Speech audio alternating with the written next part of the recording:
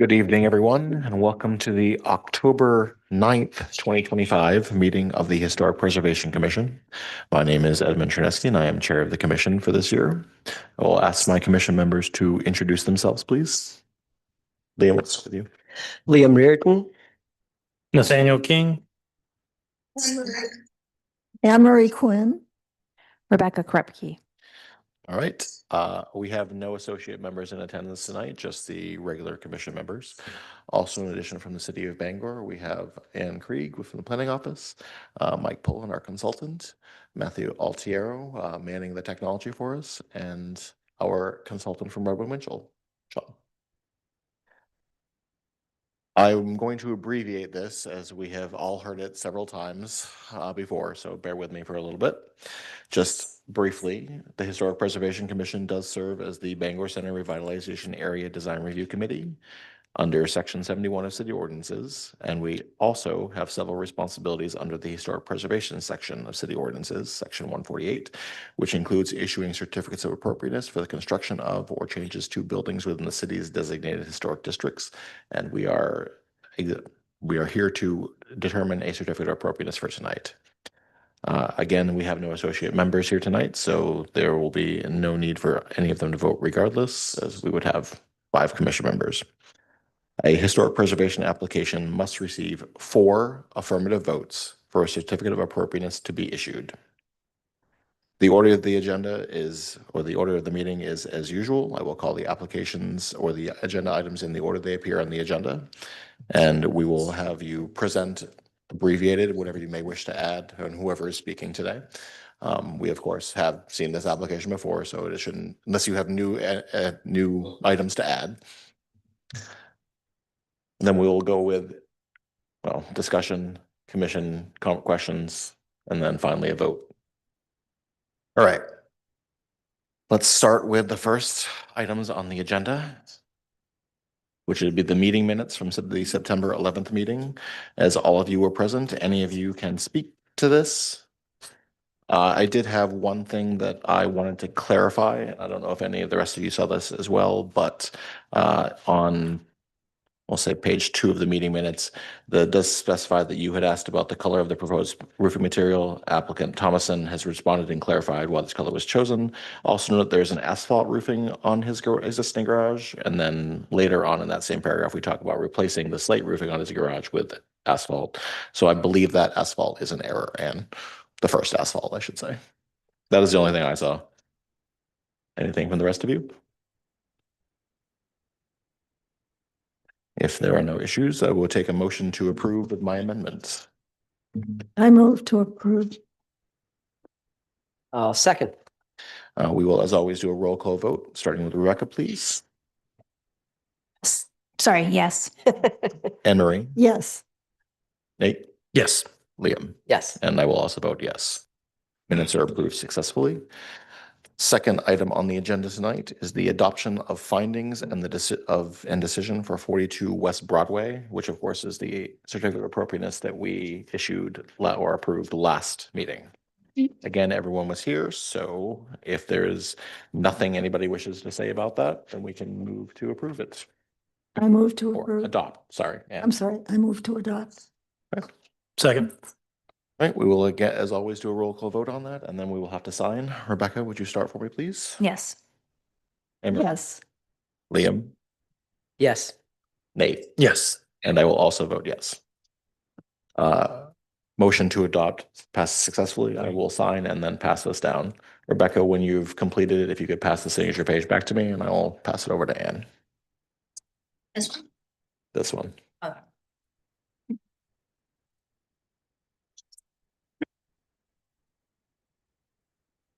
Does anyone need a pen?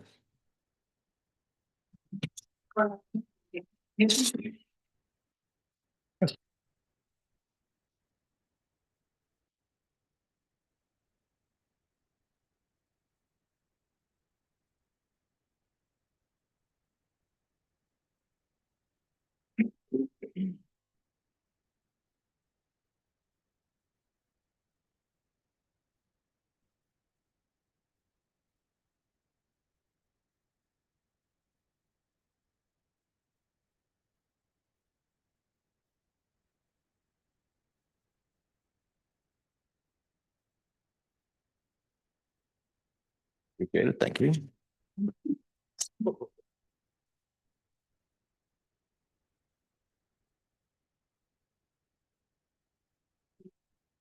You in. All right.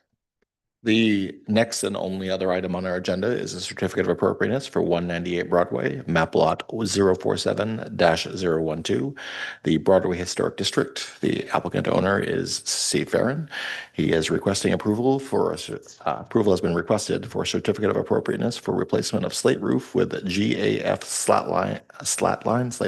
line asphalt shingles. The property again is located at map lot 047-012 in the Broadway Historic District.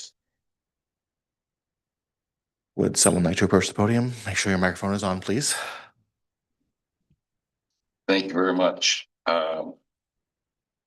My name is Rick Violet. I'm a general contractor. I also own a property that's in the historic district on Broadway. I'm speaking in behalf of Mr. Farren tonight, and though you suggested that we might abbreviate things, unfortunately, we've not had a full quorum. You can take as much time as you would like. I understand that, but we have a member who hasn't been here, so I'm unfortunately gonna do the whole presentation. By all means. But before that, at the outset, we would like to formally request the recusal of Anne-Marie Quinn. The reasons for that, first of all, are her comments made at the last meeting that we attended in August. From those comments, it's clear that she's determined this case regardless of the evidence that we might present. And that was made all the more clear at September's meeting. Ms. Quinn voted to approve for another applicant exactly the same thing that we're requesting here. Secondly, and more significantly, it's clear that Mrs. Quinn has apparently conducted her own independent investigation of some of the facts and has sought or obtained legal advice from someone other than the commission's attorney. At the August meeting, Ms. Quinn stated that she could not vote in favor of our request for Mr. Farren to replace his slate roof with a slate facsimile because of the haphazard way in which the slate shingles were removed from Mr. Farren's roof and tossed to the ground, and that precluded an inspection of the shingles to determine whether they could be reused. Initially, I would point out that that's not a criterion for your decision-making. More importantly, I have reviewed the records of every meeting at which this subject has come up. And I don't think, was there any evidence presented by anybody, by a parent, by an opponent, by a neighbor, by anybody? There was no discussion of the manner in which the shingles were removed from the roof, how they were handled during the removal, whether they were inspected during the removal. There was no evidence of that presented to this board. So I am not sure where Ms. Quinn gets that information, but it wasn't from a meeting. And as a quasi-judicial board, you are required to render your judgment based on the facts presented to you at this meeting and not from some other investigation that you might have done. Is that at the August meeting, Ms. Quinn stated that she had obtained legal advice, contrary to the advice that you've been receiving from your attorney, that this matter is not properly before the commission and that it should instead be before the Maine Superior Court.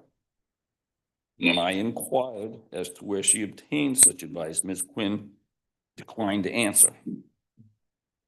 I don't know whether Ms. Quinn has sought independent legal advice from independent counsel, or whether she's taking legal advice from a city council member who illegally sought to influence this board through an ex parte communication. In either case, it's inappropriate. And for those reasons, we request that Ms. Quinn recuse herself.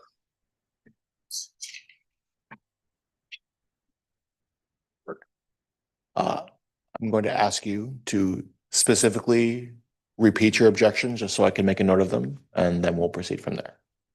I want to hear you out before I started taking notes. I appreciate that.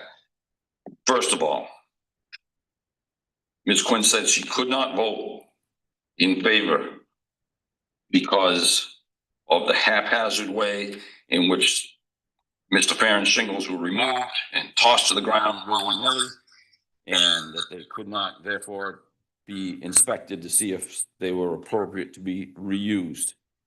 That was at the last meeting, and I re-listened to the tape to make sure that I heard that correctly. I then went back and listened to the tapes of the previous meetings, as well as the tape of the last meeting that I was at in August. And there was no evidence presented to this commission by anyone, pro or con, about the manner in which the shingles were removed. So besides that not being a basis for your decision in any event, a criterion that you have to consider, it is evidence that just simply wasn't presented. And again, the more troubling part of that is when she said, if you shouldn't be here, this would be before the Superior Court. Now, that may just be a coincidence that that's exactly what Councilor Maller has been saying. But that's not what this board's attorney has been saying. We were asked to come back here months ago now. But no attorney representing this board has said that.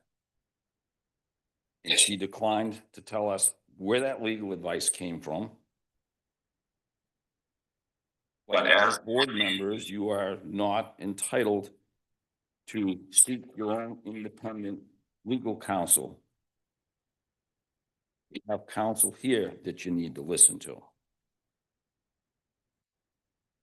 For those reasons, it appears that Ms. Quinn cannot make an unbiased decision.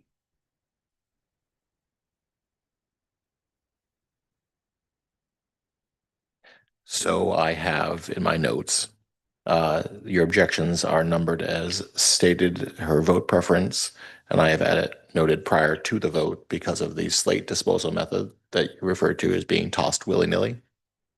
Okay. More to the point,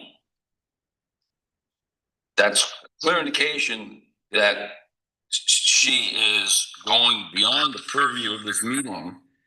And I don't know where she got that information, whether she went over and witnessed the removal of the slate herself, or whether she's getting that from some other person. But whatever other person provided that information didn't testify at any hearing before this commission. It's not because of the manner of removal, it's because he's using that as a basis for her decision.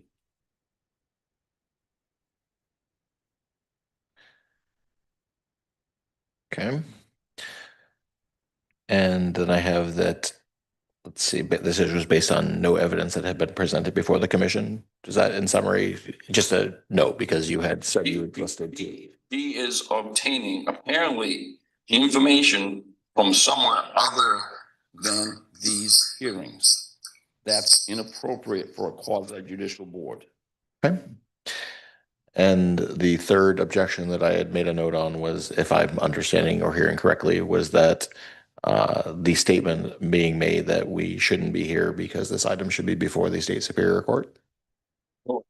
And again, I have not heard Mr. Hamer or anybody else who's legally advising this commission say that be the case. Just want to make sure I had the objections clearly understood. I will defer to legal counsel. Good evening, John Hamer, counsel for the commission. It is appropriate for an applicant to raise the issue of conflict as the applicant has in this particular situation. And the matter is decided by the commission itself. And I suggest that we do a little bit of Q&A to bring out some additional facts before you make that decision. And if you don't mind, I could ask a couple questions, of Member Quinn, and, I would not mind. all right. Good evening, Member Quinn. Have you had any discussions or done any investigations regarding this application outside of the meetings or the materials that were provided to you? Yes, and I would contend that that is my right and even my responsibility as a member of this board to get information, legal, not legal, official legal information. I said that I had spoken to someone who knew about municipal law. I did not say I had spoken to an attorney. Can you tell us what the substance of that discussion was and what other materials you may have looked at? I investigated in the libraries of the Bangor Public Library, Folklore Library at the University of Maine, the Legislative Library in Augusta, and the University of Maine School of Law Library in Portland. Yes, I did. And I think that it can't be wrong for me to do my own research, surely. Was this research conducted while this application was pending? It's been conducted throughout the time that we have been discussing this because I wanted more information. Okay. Have you spoken, and apart from that research that you've done, have you done any factual investigations of your own? What do you mean by that? I think that all of these legal documents from those libraries are physical. I mean, I can produce them for you if you want me to. No, let me explain. Okay. By factual investigations, I mean, did you go drive to the property to review it at a time when the rest of the board wasn't present? I mean, I've never gone to the property other than driving by it and seeing the broken shingles on the ground and seeing the new shingles that had been purchased right after he was denied the application, approval of the application. I drove by and he had piled up the shingles he was going to use in his house, no matter how many boards said no to him. And 3 boards said no. And he went out and bought the shingles and piled them next to his house. And as I drove by, I saw these heaps of shingles. Yes. In driving by, did you just happen to see them as you were driving on your way home from someplace, or did you make a specific trip for the purpose of looking at the property? It's Broadway. I drive by on Broadway probably 3 or 4 times a week. I used to live across the street from that house. I'm very familiar with it and I use it a great deal. Okay. Is there any other information about this case that you have acquired from any other source besides testimony at a meeting or the documents that were provided to you that you haven't discussed so far? I've gathered material from wherever I could find it, thinking that that was my responsibility as a member of the board. Okay. Are you aware that you are required to make your decision based on the record that's developed here today? Or not today, but in the course of the application? I'm aware that I should use every bit of information that I have from whatever source I could get it from, because I see that as my responsibility as a member of this board to seek information wherever I can find it. Not officially, unofficially, but I'm not a bot. I'm a person, and I have done research my whole life, and this is something else that I take seriously, Mr. Hamer. Understood. Yeah. Do you feel that you've developed such strong opinions about this case that you would be unable to evaluate the application fairly and impartially? Could I make a statement of my own? You may. All right. In what universe are we hearing this case? Why are we even voting on this application? There's no reason for this case to be before us. The applicant has not complied with a single ruling. The slate roof was stripped off and broken. The city of Bangor filed a notice of violation, but never followed up with a request for a hearing. Therefore, the applicant has been paying no fines. The slate roof is gone and nothing can bring it back. De novo is not serious. It's let's pretend as if there was a roof to decide about. Have we lost our collective minds? It's playing let's pretend. What metaverse are we living in? Stop pretending, stop living a lie. The integrity of our city government has been seriously compromised, and so have the rules by which it is governed. And by the way, a de novo hearing is unprecedented. That is, it has never before been used for an historic preservation commission in the state of Maine. Apropos, a homeowner complied properly with every rule and regulation was last month unanimously voted an approval to replace his slate roof with asphalt. These two cases could not be more different. Mr. Hamer. Thank you for making my case. Thank you. Well, we'll get back to you in a moment, please. Okay, so the board will have to make the decision about whether you believe that member Quinn has a bias that would prevent her from fairly and impartially evaluating the application. If your finding is that yes, she would be recused from consideration and we'd be down to 4 members again. That neither here nor there, that's just an observation. And if you find that she is still able to fairly and impartially evaluate the application, then you would vote there's no conflict, and then she would continue and the board would continue as it is. Before we get to that point, I would like to ask the applicant if they have any further comments before we turn it over to the board for consideration. Well, Ms. Quinn not only made comments about shingles that were on the ground, but the manner in which they were removed. There is a stockade fence around the entire perimeter of the property, so I question what she could see, number one. And number two, seeing shingles on the ground is quite different than seeing the manner in which they were removed. And at the last meeting, she talked about the manner in which they were removed.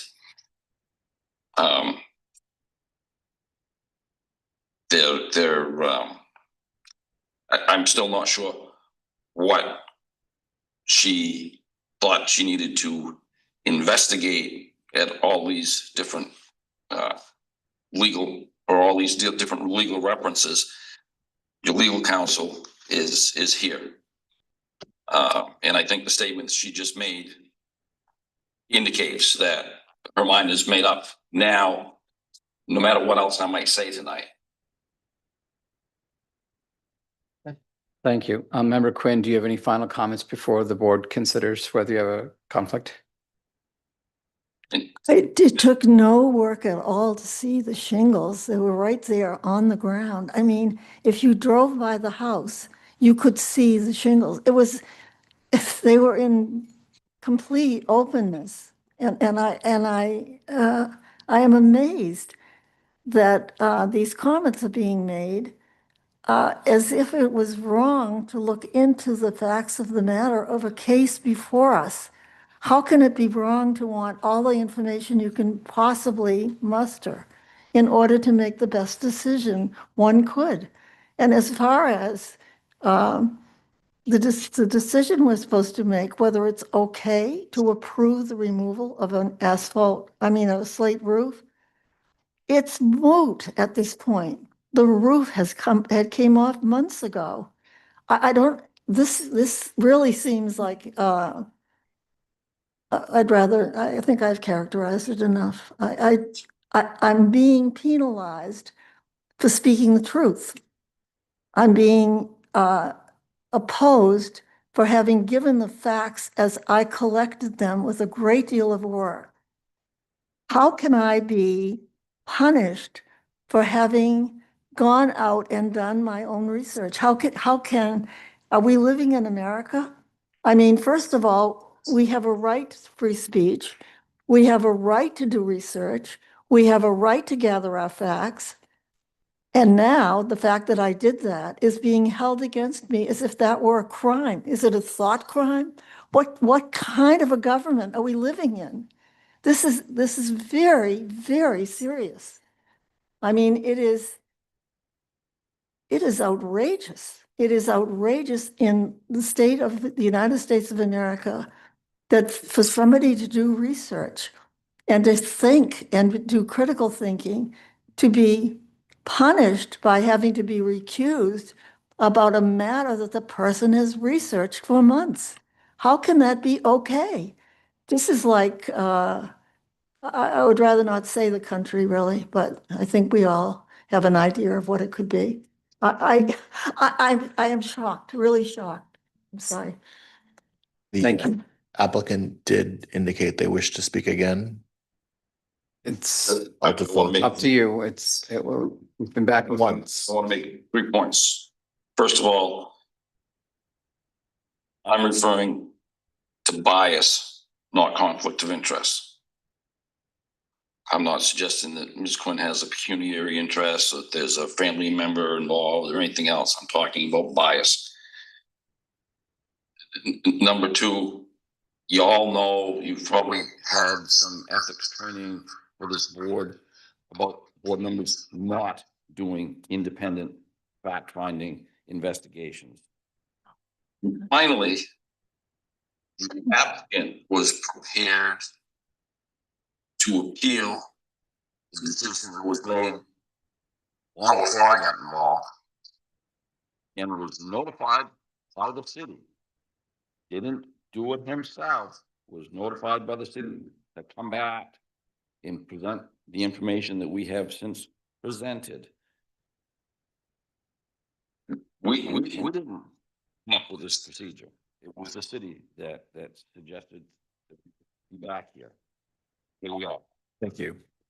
Just to be clear, when I mentioned conflict of interest, my perspective is that there are 2 sources of conflicts of interest. One's fiduciary, from financial, there's the bias issue. They're all forms of conflict. I But followed the legal, thank you. thank you. And as the applicant got another chance to speak, would you like to speak to the last 3 things that he raised? So could you name them for me? Oh, I'm sorry. No, unmute your microphone, please. Are you talking to me? Yeah. Okay. Yes, he got a chance to add to his statement. I just wanted to know if you wanted to respond to those. Notes on what he said. I'm sorry. Would you repeat them, please? Yes, one by one, please. First comment I made, and I understand John's point about conflict and bias, but some cases make a distinction, and I just want to make sure I'm talking about bias and not conflict of interest. Would you like to retract that conflict based on what he said? I'm just No, I'm asking. simply Okay. saying that I'm talking about bias. I'm not talking specifically about a conflict of interest. So they can see that there is no. Secondly, I'm talking about the fact I can bring that this photo to all of you. This is the fence that surrounds our entire property. There is no way for this woman to see anything, and I can tell you I was there with the company who did it, which is one of the most reputable in Bangor. There were no piles of asphalt. There were no piles of slate on the ground. I have a photo of it. I have a photo. You don't. Mr. Yes, I Kern, do. I would ask that Oh, when you yeah. address a member of the board, you do This is the photo. so in a civil manner.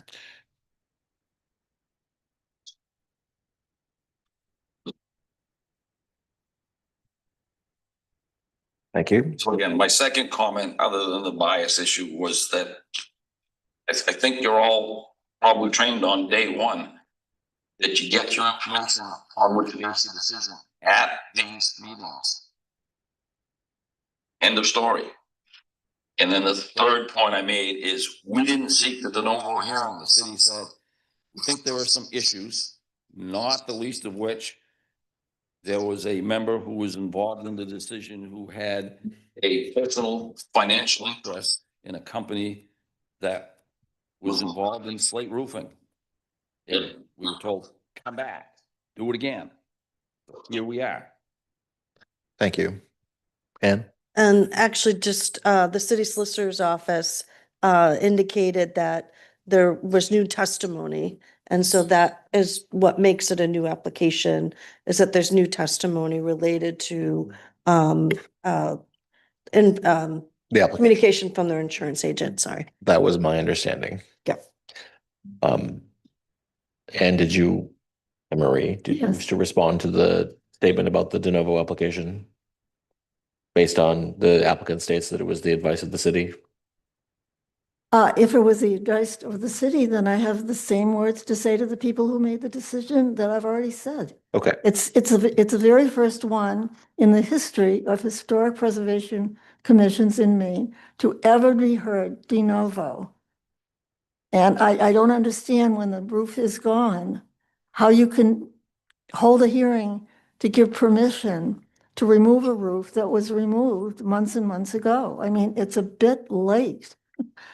That's all I will say. I don't know how you can get permission or not get permission for a roof that is gone. It just doesn't, it's not sane as far as I'm concerned. okay. Mm. If I'm remembering correctly, Anne, in accusations or statements where we're determining whether someone has a conflict, they do need to exit the room while we have our discussion. Not sure if they exit the room for the discussion. I don't know that that's necessary. Okay, If there is a bias, then the member would have to step down from the dais and join the member of the public. But okay, during the discussions, she's not been recused yet, so she's still a member of the board.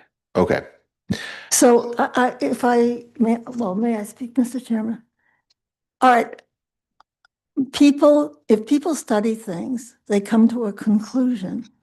If people are doing research, some research is valid and some research is not valid. Do you expect a person to have a totally open mind after they have done research? Do you expect them to not come to any conclusions about what they have studied, what they have researched? I mean, there are a number of people in the room right now who have doctoral degrees. They had to do a great deal of research to even develop the question. Would we expect them to have no opinion about a subject after they have done research? Mhm.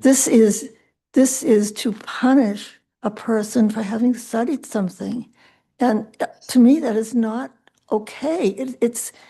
It's pretty close to a very closed system. If a person cannot study the issue under question, what does that tell us about the society we're living in? I think it's completely wrong. I have not consulted an attorney and paid an attorney to do research. I have not paid anyone to do research. I and librarians in the 4 libraries that I named have done research together. I have all of the research here in a packet. I would be happy to share it with you. They're all court decisions. Surely it can't be wrong to read a court decision when you're trying to make a decision. Why in the world would that be penalized? I think there's so much at stake in this discussion. There's nobody in this room I dislike. First of all, I like all of the members of the Historic Preservation Commission. We do not always agree, but we are all very respectful towards one another. And we also like being with one another. And this relationship has been excellent from the very beginning. I have total respect for my fellow commissioners. And I think they have respect for me, but I don't think I should be penalized for doing research. I paid for none of it. I did it myself with the help of librarians only. And surely that's not anything wrong to do that. I would hope.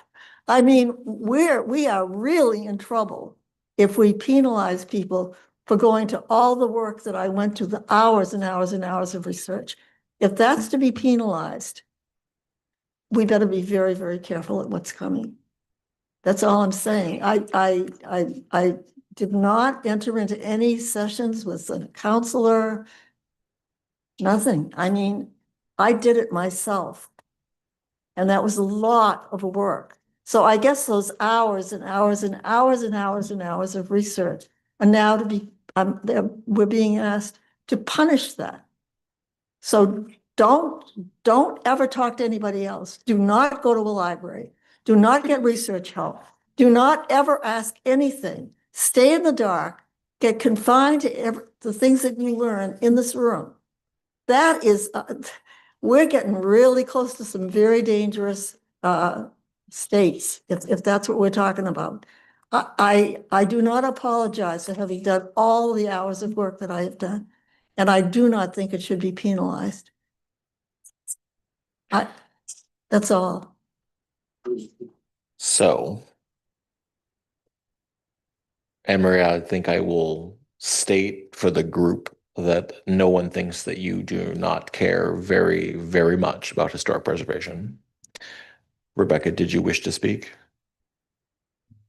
I have a very ignorant question. I'm so sorry. My mom broke her back, so I haven't been at a lot of meetings until recently. But can you tell me briefly what the extensive research is? What What the Can you- extensive research Thank you. is? Going into the libraries of online and in person For extensive research for, how this case came to be called de novo. okay. Because I've said Just to from the clarify. beginning, I've said from the very first meeting that we had discussed this, I said, I came out of my seat and I said, de novo, that does not apply. And the city, why didn't the city take its complaint to court to get the judge to answer the question? What's the point of filing a complaint if the city never follows up to ask the court to rule on it? That's one of the important things in this whole thing. It was an absolutely silly exercise. So this applicant, who has gone against every single decision of every single board he's gone to, is now complaining about me when I'm in the law schools and the libraries trying to get the research on what's going on. It is the most, it's totalitarian. There was one board decision. The subsequent board meetings have been as a result of the city telling us to come back. There was one board decision. Appreciate the point of clarification, but I'll put That's your it. hand up and I'll call if I need something for you. Thank you. So I have a question for our council about the recusal process for a board like ours. My understanding of that term in general is that one initiates a recusal of oneself. Is it something different if it's an allegation and a different kind of It can consideration of ejection? It can be either. If a member has information, if a member feels that they cannot participate in the proceeding in a fairly and impartial basis because of whatever reason, they have the right to recuse themselves. But what they're really doing is they're asking the board to recuse them, and technically the board should take a vote that they are recused because Right. they have a. That's the process I'm familiar Right. with, And it's initiated the by same the commission Whether it's member. initiated by the member or by a member of the public. It's Okay. Thank you. Okay, so just to clarify again, so de novo is the case that we have right here. And that's what you were researching Yeah. to figure out why it's coming before us as this. As de novo. Okay. There are no precedents. It's unprecedented. Make sure I just wanted to clarify because I was confused. I thought you were doing research on like slate roofs or something. Oh, no. Make sure we're close to the mics, please. Can I ask a question of the council? Just for clarification, are you able to, can you define de novo just so Just for the everyone's record. for the record so that we're clear on what that means? So a de novo hearing is one where you're hearing evidence and you make a decision anew, as opposed to an appellate proceeding where you were reviewing someone else's decision and deferring to their findings of facts. So you get to find the facts. Thank you. Define the facts.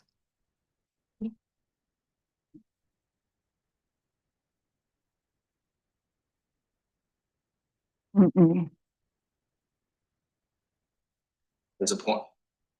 Turn off my own. As a point of clarification for the board, the applicant did bring this up as part of their objection, and I do want to just be clear for all of you. We are a quasi judicial board, which means we are supposed to make decisions based on the evidence placed in front of us in the application, revealed in conversation or question of the applicant, audience testimony, and consultant's testimony. That is how we are supposed to proceed. Right. So since this is de novo, the application in front of us is the only one that we were referring to. Is that correct? That is my We're not understanding. going back into the last 6 months. That is my understanding. I will state that the application that we have in front of us has the information from the original application, as it Right. has been continued from then. You can see that, as well as the additional information provided by the insurance company and several quotes from various Slate installers, which was essentially the requested information at our initial meeting, as I recall. Like, we did specifically ask for Prices. proof of financial hardship and estimations of the price of the Slate install. Which is in here as of February. There are estimations, it's at the back of the second chunk that I gave you. There were estimations of Slate installation from at least 2 Slate installers, plus the letter from the insurance company. Right. And I think one of them is dated at February. So yes. Yeah.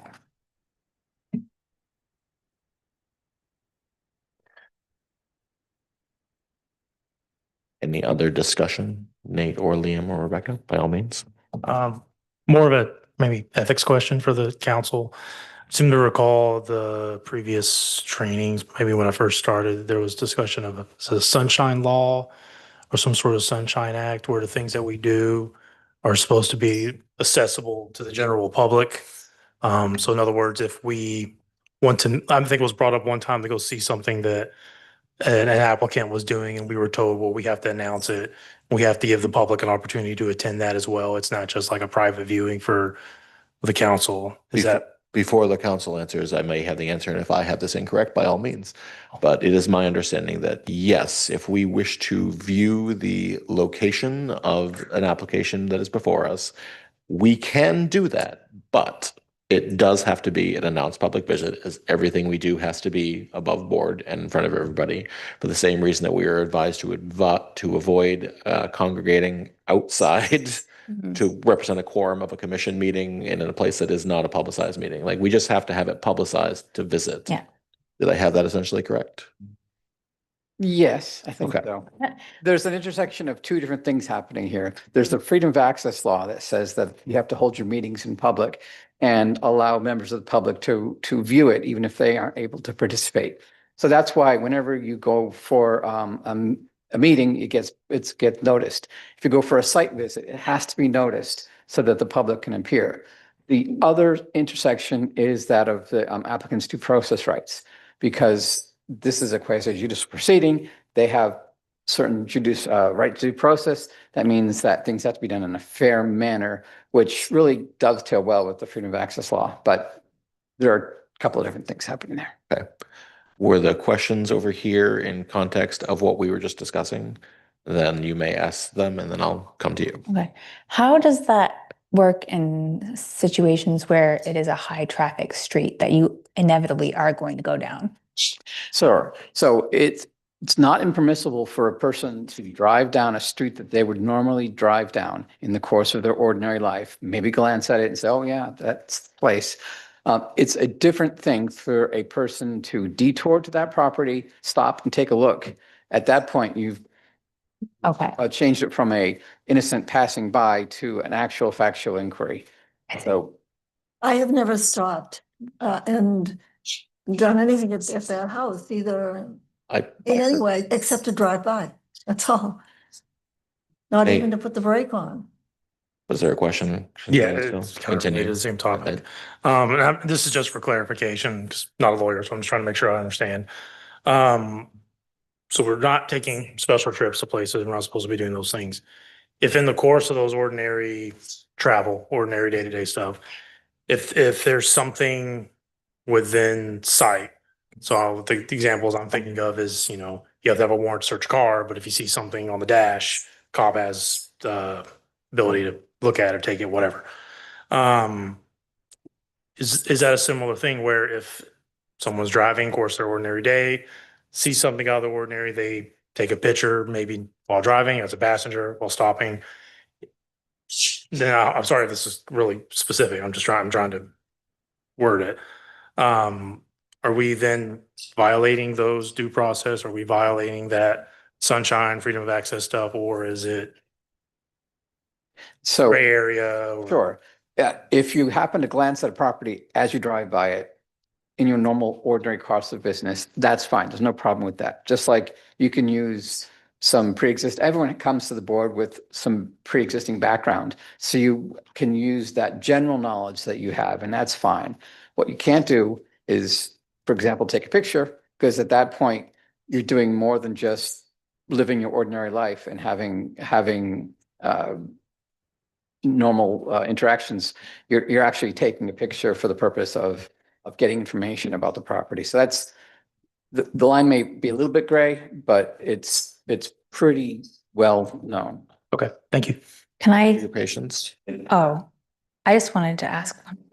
Hold on, please. Rebecca. Want to clarify because member Krupke asked about what was being investigated and researched. And I understand legal issues were, but also factual issues. And that's a big problem because when you're creating a record that we may or may not someday have to appeal, if there's information coming to this board from somewhere where we don't have the same access as you folks, it's kind of hard to appeal on that. And 2 minutes ago, Ms. Quinn said, I was just driving by, I didn't stop. 10 minutes ago, Ms. Quinn said, picture. Yeah, there was, That or the other, can't be both. it Thank you. can be both. The pictures were sent to me. The pictures were sent to me. Somebody else took them. Rebecca. I was gonna ask that. Okay, thank There's a you. difference between have and take. Yeah, exactly. Thank you. And you state the pictures were sent to you? Yes. Mm-hmm. Things like that do happen on occasion. And if someone does send you information about the case, you first should say, if you can, decline to accept it. If they come to you in the mail, then what the proper thing to do is to bring them to the city office and give them to Anne, and she can either distribute them to everybody, including the applicant, or just if it's not trustworthy, if it's questionable materials, then perhaps it wouldn't be considered at all. But it's important that everybody be able to see the same information, all the members of the public, and the applicant, because the applicant has a right to basically cross-examine the information. Thanks, Mr. Hamer. It's just that we all live separate lives. I write books. I'm often in libraries. I don't expect other people to be in libraries like I am, but I'm often in the reference department of a library and I'm working with specialists. And I don't think that should be held against me because I spend many, many hours doing that. And I do find information. I think it's impossible for everyone in a case to have exactly the same information because they have different lives, different experiences, different work, and so on. I'll just say that. Go ahead, Liam. So I think we've had a very full discussion of this issue from a lot of different perspectives, and I think the commission should move to a discussion and then a vote on this issue. Agreed. And so along those lines, I'll go first and share with my fellow commissioners that I think that because Anne Marie came into possession of photographs that deal with the fact of this case, there is an appearance of a bias. And not that I don't believe she had ill intent on her part, but I think because of that, it would be prudent for us to vote to recuse her from this case. Nathaniel, you were green. Yeah, kind of in line with what Liam is saying and thinking about the ethics training that we've had and what our responsibilities are and the rights of our applicants. Everyone has to be given the same opportunity to review the evidence, whether it's the evidence they're submitting or any other evidence that we get. Everyone needs the opportunity to review it.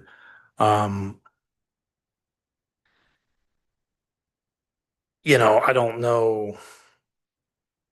Doing research in of itself obviously is not wrong. It's not bad to do research, but I think it's getting into a gray area where you're a member of a commission and you're singling out an applicant and you're going out to do your own specific research related to an application outside of the public forum. And it just, I have to get permission to do site visits in my day-to-day work. I have to get permission to, access people's property and things like that to be able to do my job. And it just, yeah, I feel like Liam said that there is perhaps an appearance of bias. You may. I definitely don't understand what's going on in terms of the thinking. I was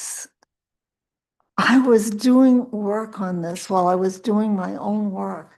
Is that not okay to be studying something that you're responsible for making a decision about? I mean, let's think about this for a minute. Am I supposed to do nothing with these issues except listen or read what is sent from City Hall?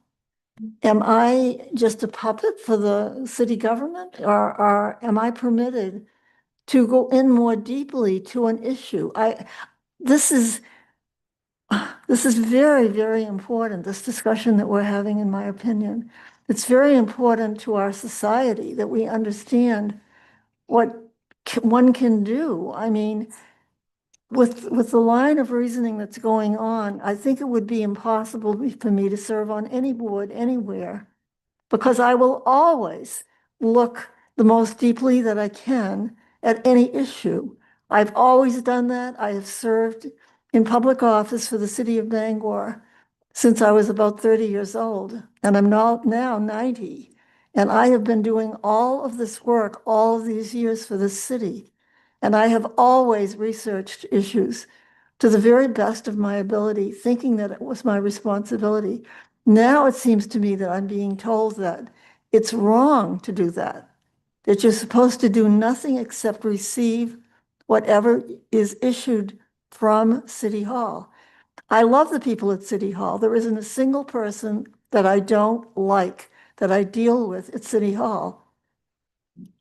But that doesn't mean that they're my sole source of information. I mean, it would be ludicrous for me to even live as an individual if I can't do anything but get fed information from a so-called higher power. I mean, come on, people, rise up and think about freedom of speech. Well, I think, Anne Marie, Yes. this isn't in it. Please don't take this as an Oh, attack or anything. I think there's a line though, right?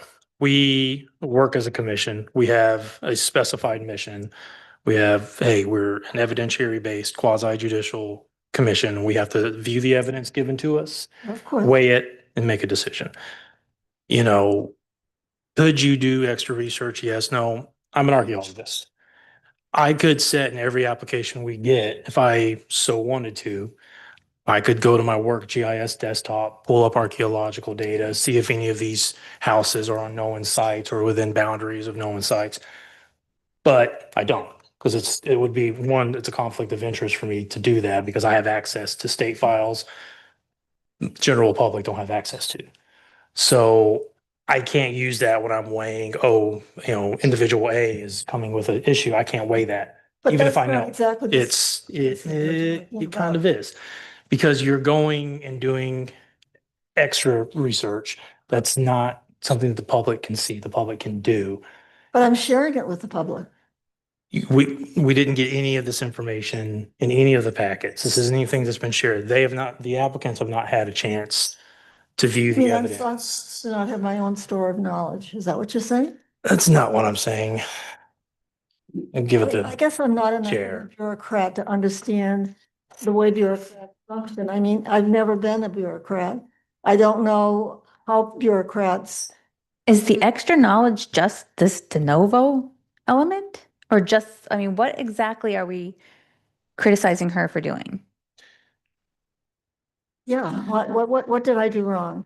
Back to my Please tell me. notes. So I think the critical issue here, as our attorney also indicated, is that you came into possession of photographs of the property under consideration. But I did nothing with that information. I didn't even ask for it. It came. Right. I had no choice about receiving it. Emery, I don't mean this as a criticism of I think they're you, saying that you should. and I appreciate. Oh, but you should have given it over to everybody. So the research about what is de novo, studying closely the That's nothing. statute, all of that is appropriate and necessary. And it is really a sign of your dedication as a commissioner that you do that kind of thing. I appreciate that because I don't. The fact that you received photographs of the property at 198 Broadway that's under consideration, and mention has been made of that. It's now been entered into our record here. But we have not seen it, and the applicant has not seen it.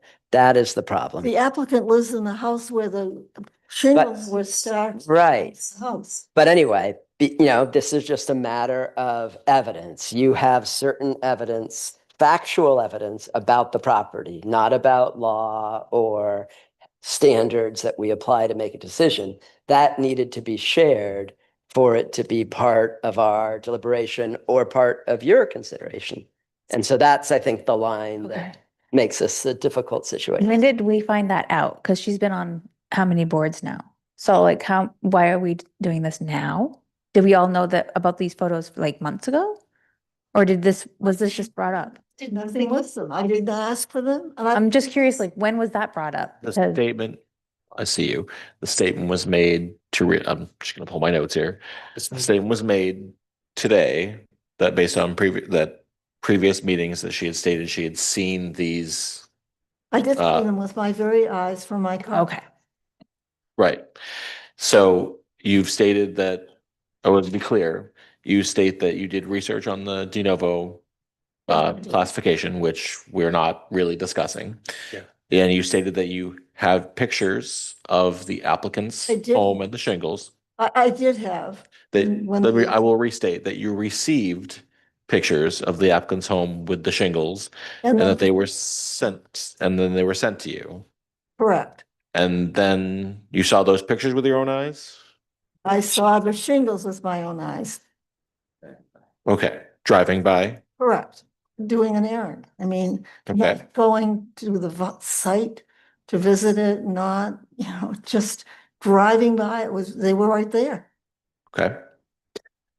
As I see it, and by all means, I welcome caution, where the question here is whether Anne Marie, I would say, stepped outside of her role as the commissioner or conflated her commissioner role and her private citizen role with the receipt of these pictures that were not disclosed to the city. That's how I'm understanding what we are talking about.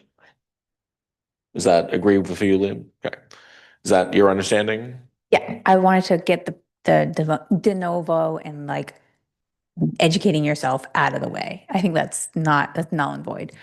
Okay. I want to know, this basically about the photos that were received. Isn't it? And also the city council member influencing, wasn't that also? That was not raised? That was not raised. So I am a little concerned about that though, because I mean, she didn't ask for them. You know what I'm saying? Like we all receive things that we don't want, especially sometimes photos. we do leave them.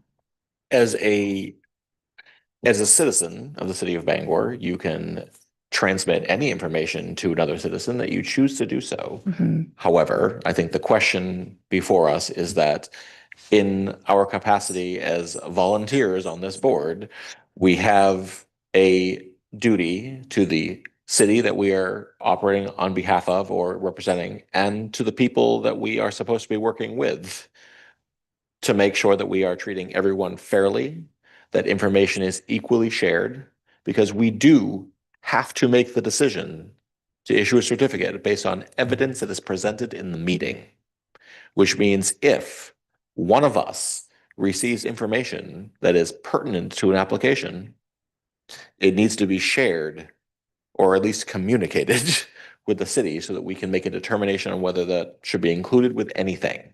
Because the applicant needs to have the opportunity to respond to. Exactly, okay. Like, we have to be above board and fair with that. And that, I think, is really the question here. I don't think an intention No, to do something malicious was here. Like, I do not believe that. I firmly do not believe that. I appreciate However, I understand Liam's raised concern, Vice Chair Reardon's concern, that there is an appearance of bias in this case. Whether it exists or not is not the question. There is an appearance of bias, and we are also expected, as a board representing the city of Bangor and the constituents of the city of Bangor, to avoid that appearance of bias. That being said, I don't want to drag the discussion out forever. I will give you all an opportunity to have one more thing to say, and then we will take a vote off this. Anne Marie, you may not vote on your own conflict of interest. Okay, sounds. Yeah. Mm. Rebecca, do you have anything you would like to add? You want me to ask Liam versus light screen? don't call me first. No, I mean, you're fine. I don't have anything else, I don't think. Okay, the question that we are evaluating is clear in your mind? You did great. That was perfect. Everything you just said was My job is eloquently summarizing, said clarify. and very clear. Thank you. Anne Marie, is the question that we are attempting to evaluate here clear for you now? Is that as much as I understand your passion about the situation, there's a lot of feelings for everyone. What are you asking? I just want to, is the question that we're evaluating about the appearance of bias clear for you? Do you understand? Like, we're not trying to penalize you. It is not. Okay, But that's okay. okay. It's gonna be okay, right? Nathaniel, I know you just read it. Yeah. No, the question of what we're addressing is clear to me. Have we addressed all the points that were brought up, or are we only addressing?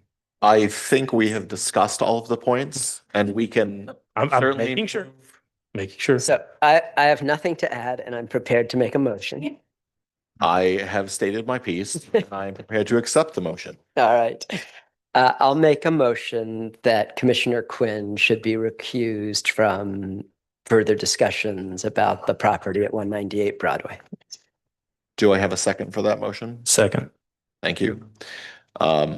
Rebecca, we will be starting with you. Yes. Nathaniel, Yes. Commissioner Reardon, I also vote yes. I love you too. I will also vote yes. The motion for recusal passes successfully. Commissioner Quinn, thank you for your presence tonight and your impassioned defense of your stand. You are recused. Ignorance is bliss, apparently. All right. Give me a second to put my notes together, please. I now have several pages roaming around. Okay. Before you present your case again for the members of the board, I just want to be clear on some operating rules for those of us who are still here in the room. It is my job to facilitate an impartial discussion. Everyone needs to have a chance to be heard. There will be no personal attacks. Okay, can we all agree to that? Thank you. That being said, that goes for us as well. Okay. You're over there. All right. Kindly present your application for us. Thank you, and I apologize for the redundancy for those of you who have heard this before. Well, one of you hasn't heard it before, so we're gonna do it again. Because depending on the rule, we may need this information. As I said, I'm a general contractor. I'm not a slate contractor, nor am I qualified to install a slate roof. However, I can tell when a roof is due for replacement. When winter weather and wind-driven storms regularly result in various shingles and parts of shingles being on the ground, it's time to replace your roof. Since the chair doesn't like it when I leave the microphone, I'm gonna have Mr. Perrin present these. I'm gonna show you a couple shingles on the ground. Thank you for your concern for making sure everyone can hear you. Just to legal counsel to clarify something. So new photographs are being introduced into the record now that were not part of the packet. I'm just asking that question, right? Because that was the whole issue with Commissioner Quinn. These are the same photographs that were presented They're in the packet. last meeting.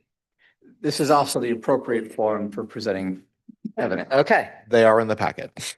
This one is not. Okay. That was. There were numerous that were presented 2 meetings ago. And I was told to take them back, and I did. I didn't make multiple copies of them. Thank you for following direction.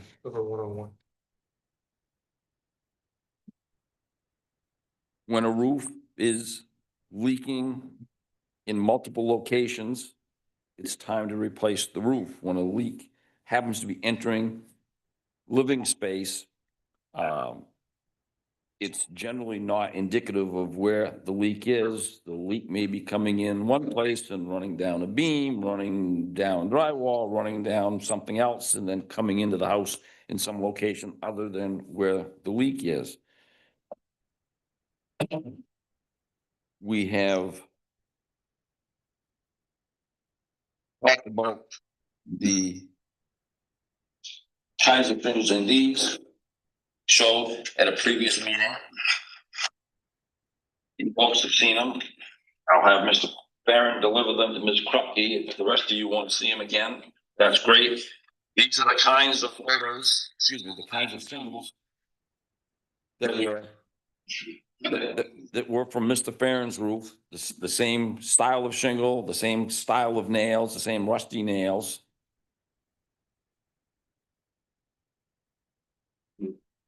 The other commissioners wish to see them again.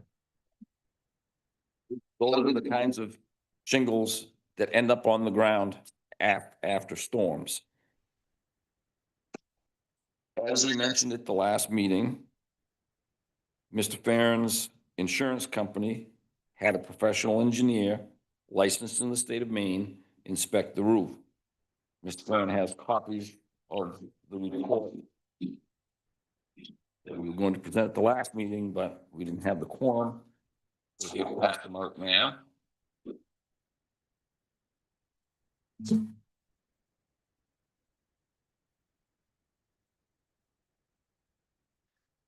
Applicant Farron, I appreciate you trying to duck, but it's not necessary. Save your back. I don't care if I'm on camera or not. Multiple cameras. You're not getting hidden at all. The report on page 9 mentions missing and displaced tiles, in other words, slate shingles, on various roof rakes and slopes caused by fastener failure. Fastener failure is like those rusty nails that you see in these slate shingles. They were put on by iron nails back in the day when that's all we had. Deterioration of the wood underlayment as a result of long-term (parentheses) years of moisture infiltration in cyclical freeze-thaw cycles. I would call your attention to Appendix A.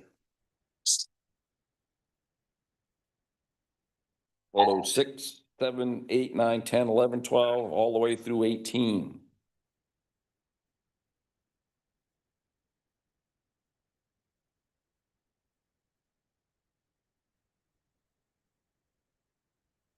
You'll note where the engineer indicated issues with those particular shingles.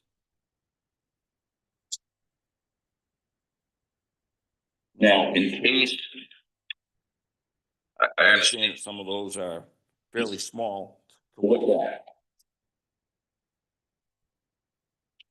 So we've blown some of the photos out and we have obtained photos, the other photos that the engineer took. And I went through, and Mr. Farren can bring them up so you can look at them more closely. I went through and circled in red the places that there are cracks, the places that it's calcifying. All over the roof. We had multiple of these photos. If you would like to examine them more closely.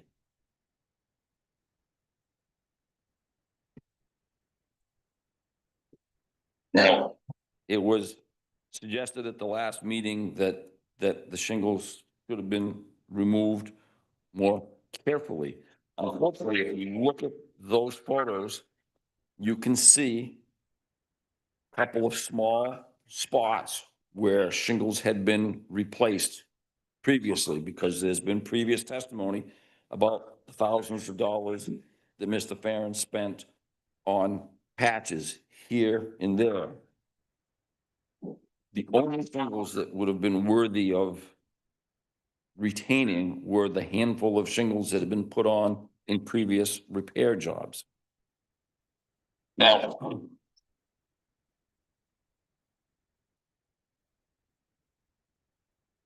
I have you preservation brief 29. It was published in 1993.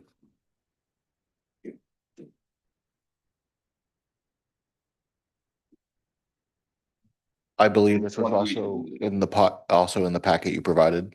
Yeah. Is this additional information that was not in the packet? It is page 83. I say, I believe I already saw this in the packet, just confirming. Yeah, so I think we reviewed that at a previous meeting, and you also, I think, all indicated that you were familiar. New information today. That's new. We did this at the last meeting, but we didn't get to that point at the last meeting. Just confirming, thank you.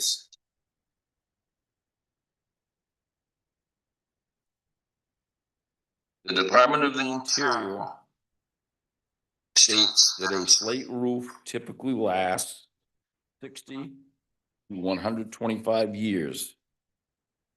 That's in preservation brief 29. That means that virtually every slate roof in Bangor is nearing the end of its serviceable life. They were nearing the ends of their serviceable lives at the end of the last century, and we are now 25 years into this century. On page 7, brief 29 states that the natural weathering of roofing slate manifests itself as a slow process of chipping and scaling along cleavage planes. It refers to figure 13, which shows a slate that looks very much like the slates removed from Mr. Farren's roof. And again, if you want to see the blown up pictures, we'd be happy to pass them around to you. Brief 29 further states that paper thin laminations flake off the surface of the slate, and the slate becomes soft and spongy as the inner layers begin to come apart or delaminate. This is clear in the small photographs. It's clear in the large photographs. Alternating wet and dry cycles react to form gypsum. See figure 14 in the brief. Brief further states that the chemical and physical changes which accompany slate weathering cause an increase in absorption and a decrease in both strength and toughness. The absorption of the moisture causes the rusty nails. Tendency of old weathered slates to absorb and hold moisture can lead to rot in the underlying roof sheathing. And such rot can go undetected for long periods of time. Due to their loss in strength, weathered slates are more prone to breakage, loss of corners, and cracking. We have two slate roof owners here tonight, and both on a regular basis after windstorms, severe rainstorms. And in the springtime, after there's been snow repeatedly falling on the roof, pick up pieces and parts and sometimes whole slates from their yards. Contrary to what others may have said for this commission, slate roofs do not last forever. Another statement in this brief, these are not my words, this is taken from the Department of the Interior. The rusting of 19th century cut nails is a common cause of loss of slate roofs. Again, I want to reiterate, these are not my words. This has been taken directly out of Preservation Brief 29. And it's intended for the guidance of historic preservation commissions. The deterioration of a slate roof, contrary to what some have suggested, is not the result of the negligence or lack of attention by a homeowner. Even slate roofs wear out over time. There's nothing a homeowner can do to prevent the natural weathering of a slate roof any more than he or she can prevent the eventual deterioration of any roof, whether it's a shingled roof or a metal roof or any other kind of roof. There always seems to be a question about whether a slate roof should be repaired instead of replaced. Brief 29 addresses this issue as well on page 11. It says slate roof repair is viable for localized problems in damaged roofs with reasonably long serviceable lives remaining. There is no slate roof in this city that has a reasonably long serviceable life remaining unless it was installed within the last 25 or 30 years. It goes on to say if 20% or more of the slates on a roof or roof slope are broken, cracked, missing, or sliding out of place, it is usually less expensive to replace the roof than to execute individual repairs. This is especially true of older roofs nearing the end of their serviceable lives. Again, if you look at the photos in the engineer's report and the larger ones that we have, you will see multiple slates that have gotten a little eod, that are starting to slide out of place, or that are cracked. I submit that there were problems with far more than 20% of Mr. Farron's slate shingles. And I further submit that Mr. Farron in no way caused the problems with his roof or neglected his roof. In fact, during the time that he has owned the property in the last several years, he has paid for at least 5 repairs totaling in excess of $25,000. I can shingle most any roof in this city for less than $25,000. And these were just fairly minor repairs on a slate roof. Yeah. And you previously, but a slate contractor by the name of Bill Reagan, who is known in the slate business, published an article in 2024 stating that the typical life of a slate roof is 75 to 100 years. So a little bit different, but in the same general range as what the U.S. Department of the Interior is saying.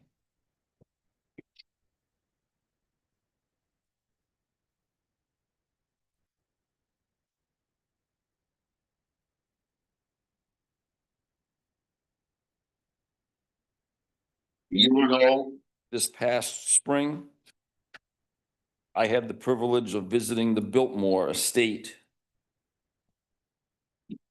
in North Carolina, the largest privately owned home in the United States. All of the roofs are slate.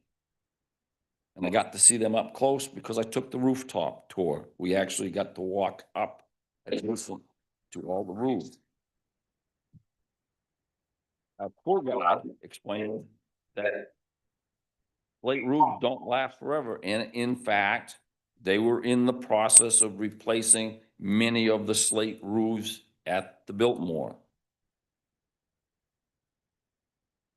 They pointed to us that wind, rain, cold, snow take their toll. And this is North Carolina we're talking about. Even with as much care as the Vanderbilt estate gets, they were replacing slate roofs because they don't last forever. One advantage is they could afford to replace them. First of all, they could afford to replace them. Full stop. Secondly, they could afford to replace them using the new technology of copper fasteners, which don't rust like the nails that you saw in the slates that I presented with you.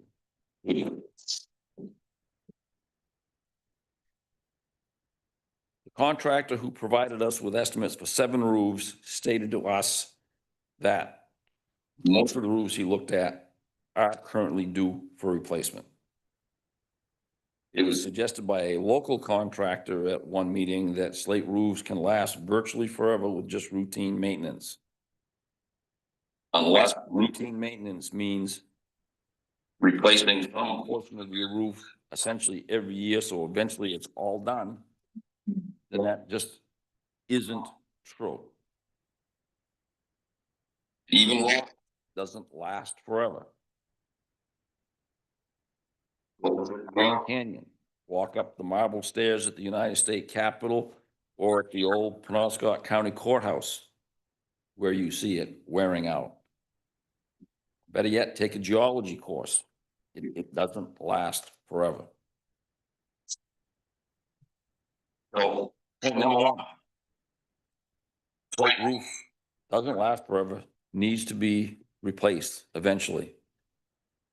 Point 2, it's incredibly difficult to find contractors who can do the work. We had one guy around here for years and everybody knew him. He's no longer around.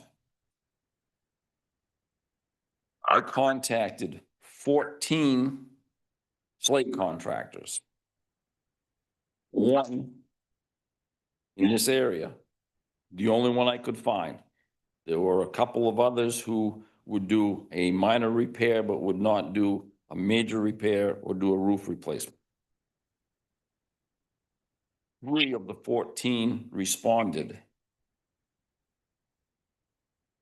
13 of the 14 were from Massachusetts.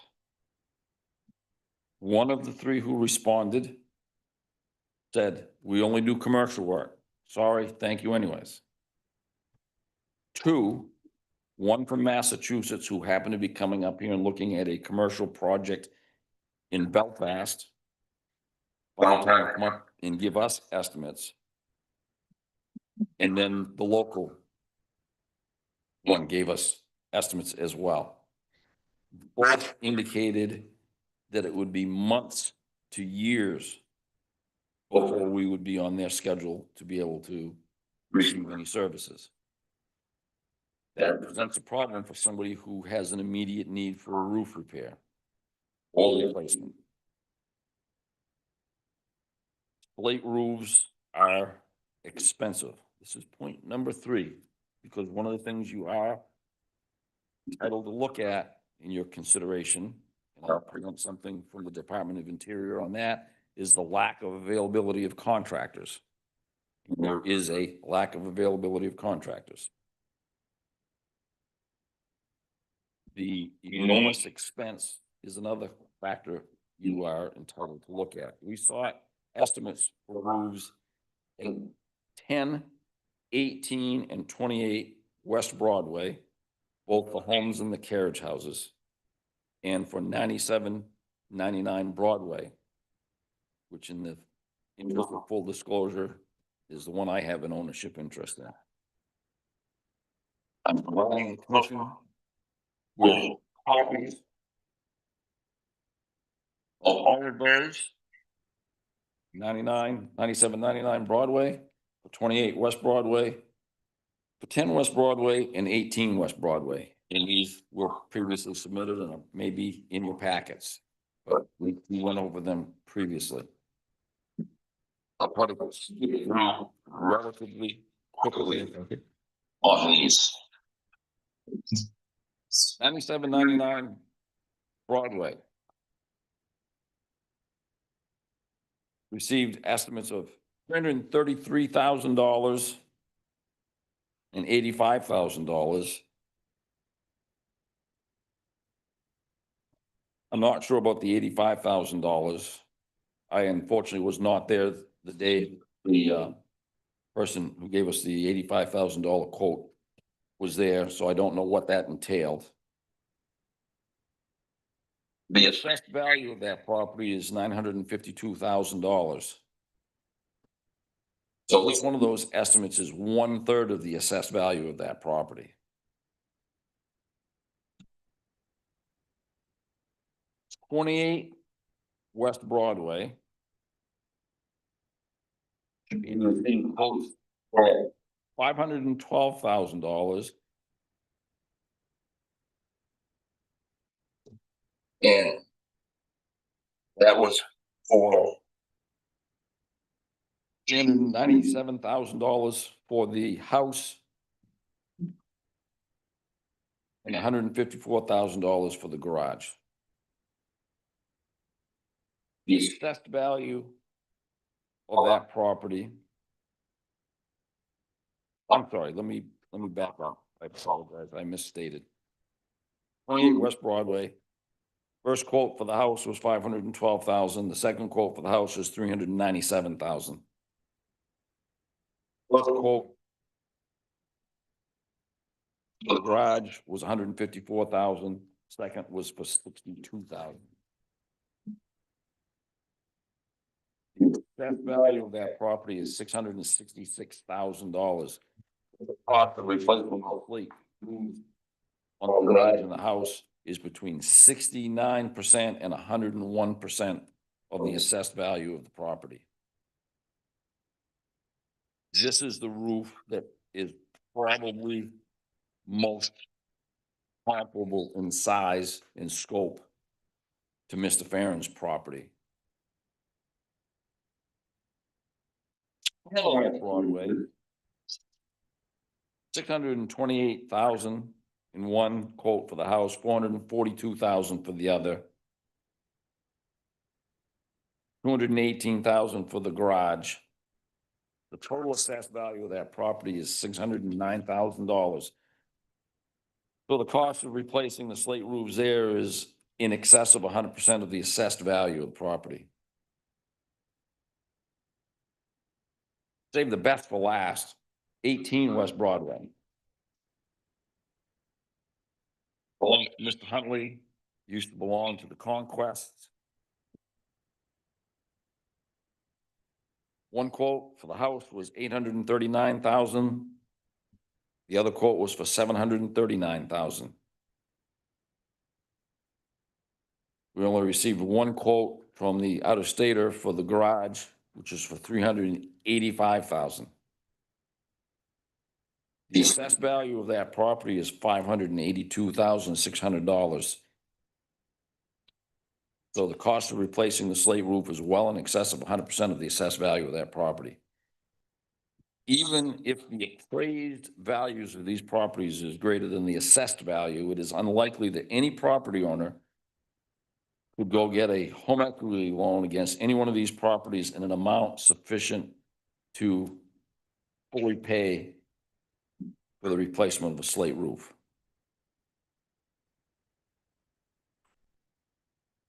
With respect to Mr. Farron's roof,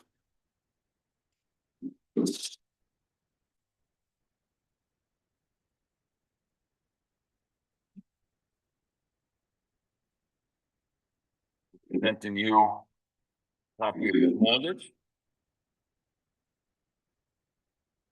copy of the assessed value, and the summary shows what the mortgage balance is.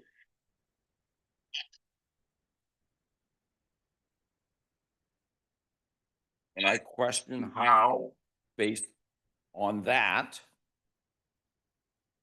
somebody could go to a bank and say, in addition to the money you've already lent me on the house, please lend me another $300,000 or $400,000 or $500,000 so I can replace my slate roof.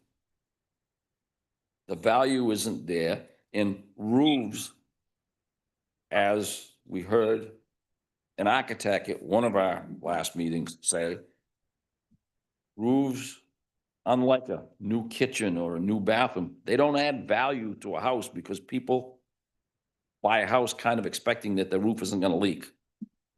It's pretty much that simple. They expect the roof to come with the house. So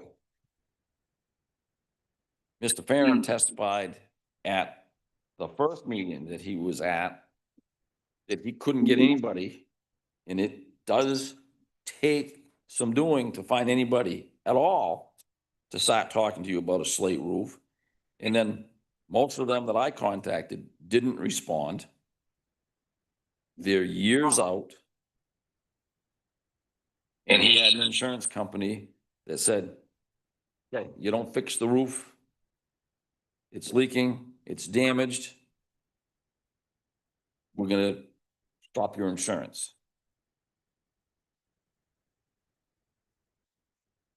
Now,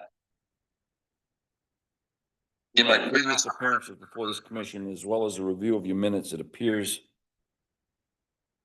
that whether it's members of this commission or past members of this commission, I hold the opinion that those of us who own properties in historic neighborhoods knew what we were getting into and therefore should be held to a standard of replacing same with same regardless of the costs. That is certainly not the case. I went through every piece of paper that we had in our file, that we have in our files for our Broadway property. There is absolutely nothing in any document that we received that says anything about its being in an historic district, or that we would in any way be limited in the repairs or renovations that we could make. Further, as is the case in several of these neighborhoods, significant portions of our roof are already covered in asphalt, so there was no reason for us to believe that the continued replacement of slate with asphalt would be an issue. Similarly, many of the 122 windows in our property were already windows that had been replaced with vinyl. So why would we have presumed that that was an issue? Because they were already. Just to clarify, you're not speaking about 198 Broadway, you're talking about another property.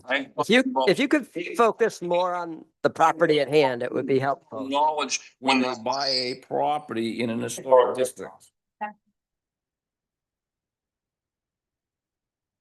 The owners of the other properties that I have discussed have the same experience. Mr. Farren, Mr. Huntley, Mr. Cummings, Mr. Freeze, these are the properties that I have submitted.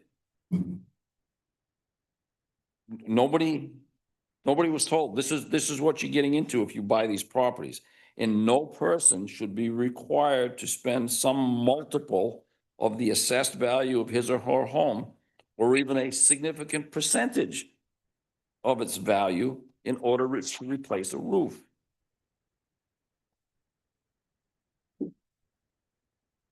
So let's talk about substitute materials.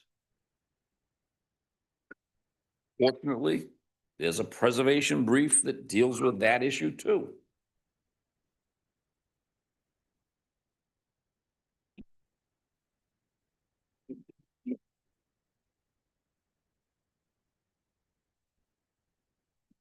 It states that substitute materials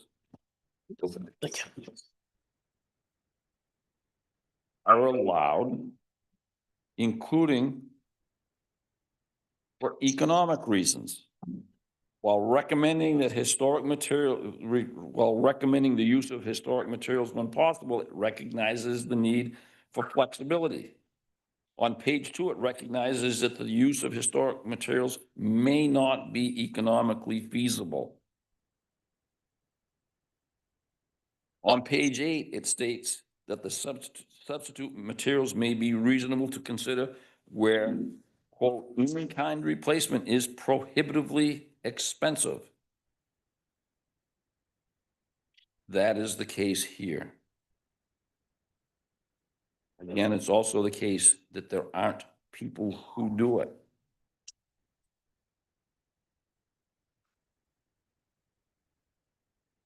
And then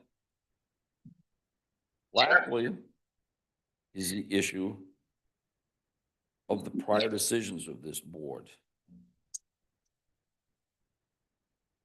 I don't know whether I left you with these. We went through them once before. 136 Broadway. We were told, Mr. Farren was told at the first meeting he attended, and I went back and listened to the tape. We don't allow this. It is not allowed. We don't do it. And that's wrong. 136 Broadway, slate replaced with asphalt. A certificate of appropriateness was authorized by this commission. You folks or your predecessors, I don't know the years. 140, 142 Hammond Street. Slate replaced with asphalt. Certificate of appropriateness granted. 17 Pond Street. 17 Pond Street. Slate replaced with a metal facsimile in places and in places with asphalt. Customers of mine, I looked at their roof. I said, oh, when did you do your roof? And did you do it legally? Yes, let us show you the certificate of appropriateness we received. Yes. Waterworks.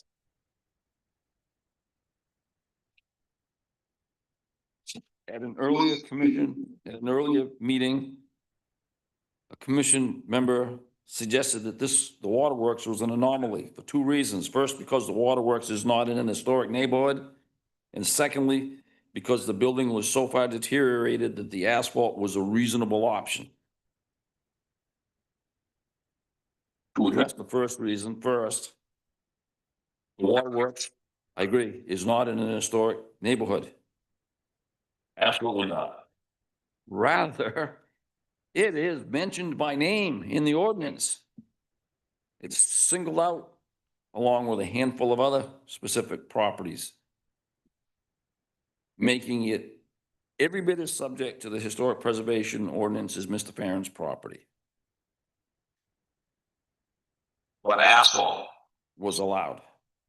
Secondly, if that commission member's comment is taken to its logical extreme, then the answer for all of us who have slate roofs to avoid the requirement of replacing slate with slate is we just keep letting them deteriorate to the point where, well, we'll let you put asphalt on because there isn't any other logical alternative. And that doesn't make any sense because most of us would like to care for our properties. Front Street, Lake roof replaced with asphalt, certificate of appropriateness granted.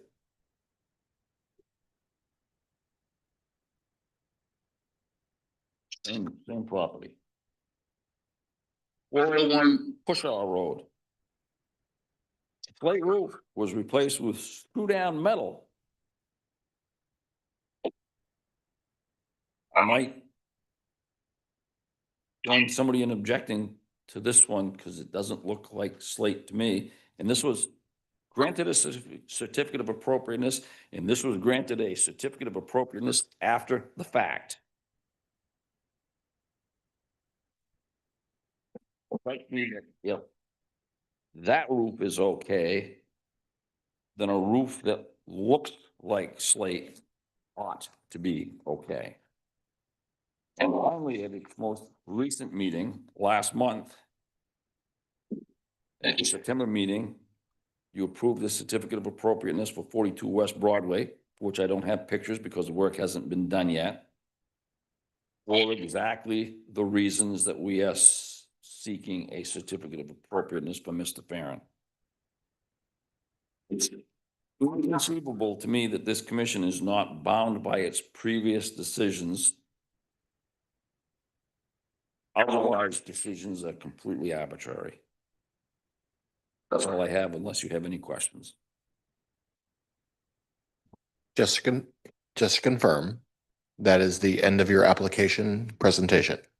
Unless you have any questions. I'm sure there'll be questions. I just want to make sure that you have said what you need to say. That's unless you need, assuming, I know you guys have all heard. Rebecca has heard from the contractors that I had their reports and everything. As long as you've seen that, I don't think, okay, then I don't think. Rebecca, I read everything from past meetings that I missed because my mom broke her back. okay, I don't think we need to okay, thank you. burden you with it again. You all know it by heart at this point. If the applicant's presentation is complete, Liam, do you want to state something before we ask for the consultant's report? I was going to ask a question. Permitted. Mr. Violet, Yeah. so your observation about the roof, the slate roof at 198 Broadway was that more than 20% of the shingles were in poor condition. If Mr. Farren could bring some of those out. That was your oral testimony before. I just wanted to make sure I heard you correctly. More than 20%. That was my testimony. I think it's Great, pretty clear from the engineer's report as well. Thank you. thanks. And do you have a sample of the material you propose to replace the slate with? With you tonight. Just I have it with me tonight. We I know have that was- pictures of it in the brochure. It's Yeah, just I know kind that of was presented at the previous meeting. We have seen it before. Yeah, they had it at another meeting. It was presented at the first meeting before Mr. Whitecamp. Right. It was stuck. My understanding is because this is de novo, Sure. that we don't, I mean, that's kind of confusing. Provide you with, which Because- have been in your report. I have the paper specs on it. I'm just, it's kind of interesting when you can see it and touch it. I have the paper report. I just was curious if I could. That I don't have anymore because that was owned by the contractor and I had to return it to It's them. fine. Thank you. But if you want the brochure, I have it. I have it. We have that. Mike, would you like to speak to your consultant's report? We have, of course, heard it before, but Sure. Mike Pullen, architectural consultant to the commission. I'm going to go back to the original points that I made and the applicant did respond to those. So this is your opportunity to respond more clearly again to those same questions. First of all, the house that we're talking about in the Broadway Historic District is an important house. It's the William Pitcher House, designed by and built by Pitcher between the years of 1850 and 1864. The primary style of this house is Italianate, has a distinctive two-story bay window added to the front facade in 1900s. You probably knew that history already, but it doesn't hurt to remind it because I saw some other dates in your materials that were different than the date of construction. This house is also unique in that it was one that survived, one of the few that survived the Great Fire of Bangor in 1911. The fire raged on all sides around it and took out houses on French Street, took out houses on both sides of it. So interesting that it has an importance that way. Slate roofs might have contributed to something that was non-combustible that allowed it to survive. The slate, my points were these, and you can respond to these just so we have it on record. I think you did provide a written response, but my first point was slate shingles exist on the house and the large stable behind or barn behind it. Does the applicant intend to replace the slate shingles on the barn and with asphalt shingles as well as the house? Originally, we did not because we didn't have the money, but then our insurance company said, yes, you are replacing. To do all of them. Yeah. So there's really a main house, there's an L, and then there's a barn behind it. So all of those roofs were replaced. Yeah. The applicant states that the only solution is to remove the slate shingles and the wood shingles below and replace them with asphalt shingles. Can the slate shingles not be reinstalled with matching slate shingles, replacing the damaged ones? A slate roof is far more sustainable than the asphalt. the asphalt roof will likely last 3 times longer than the, whatever, 75 to 100-year lifespan of a slate roof. In the research I've done on it, Mr. Farren, the roofs that we see in Bangor, often the slate was mined up in Monson. And it's a Monson black slate, referenced called the Bangor slate. It's a very solid and substantial slate. The roof that you have didn't appear to be that product. It looked like it was a grayer, more cleaved sort of product. So, but curious about the question about the wood shingles being underneath the slates. Was that just in the L portion between the main house and the barn? No, that was the All of main it? house, yes. And the barn and the, The barn did not. The rest of the house, the whole other part, the front And the main L, section and okay. the addition on the back all had okay. wood shingles on them. And the Bangor Waterworks project and several of the others that Mr. Violet shared with us tonight were cited as projects that the HPC has maybe approved replacing original slates with asphalt shingles. Obviously, you know that the commission, may not have been this commission that reviewed or approved any of those projects, maybe 1 or 2. Sure. But the point is that every application is viewed as a separate case. It should be done that way. That's what they've been advised to do, to treat everyone as a separate independent case without precedent of some previous approval. I will speak to that at later, Mike, as well. So the only other question that I had was there was a metal eave trim, what we call an apron, that existed on the eaves on the main house. Were those intending to be put back? No, they were rotted and to a point where they could not be. Okay, so the shingles now come all the way right down to the. Correct, with a galvanized drip edge. Yep. And the rot in that is observable in at least 1 or 2 of the engineer's photographs. That's a amount of information to be presenting to the commission here tonight as new information. And some of the packet material that you provided is also new information just seen by the commission tonight. So I would ask you if you could help me to understand what was the essence of this Keystone report? Did they recommend that you replace all of the slate, or did they recommend? Keystone was hired by our insurance company in December 2024. A tree fell on our house. It did not hit the slate roof. It hit another portion of the house. The insurance company came out, and at the time, both of the roofs were sent out Keystone experts and engineers to evaluate it. Their evaluation, which I had already presented to this committee, stated the entire roof would need to be replaced. It was at that point that our insurance company said I had to a certain date to replace it. And that's in this report? That's part of their findings, to replace the entire roof?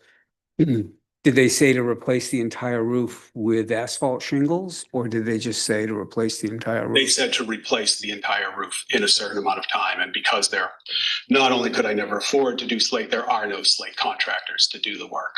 Within the time frame specified by insurance company. Yes. And the last point I was going to make was that you did provide a bundle of information, and one of them was a report by Northeast Infrastructure, I think. Yes. And they still had a recommendation in there for a full replacement of the slate in its entirety, running from like 225 to 250 or something like that. Yeah, higher than that, unfortunately. Was it higher? I Okay. think it was 240-ish to 260-ish, but Okay. at that point, what's a couple $1,000, right? Well, it's interesting because what the commission heard at a previous application, the West Broadway property, was that house, which was much significantly smaller than yours, was going to run around $800,000. Yeah. And some of the other ones that Mr. Violet shared, the prices are all over the place. But Well, to speak to that, That was 10 months ago now. Yeah. prices have changed. Changed significantly in the past 10 months. His estimates are much newer, and Mhm.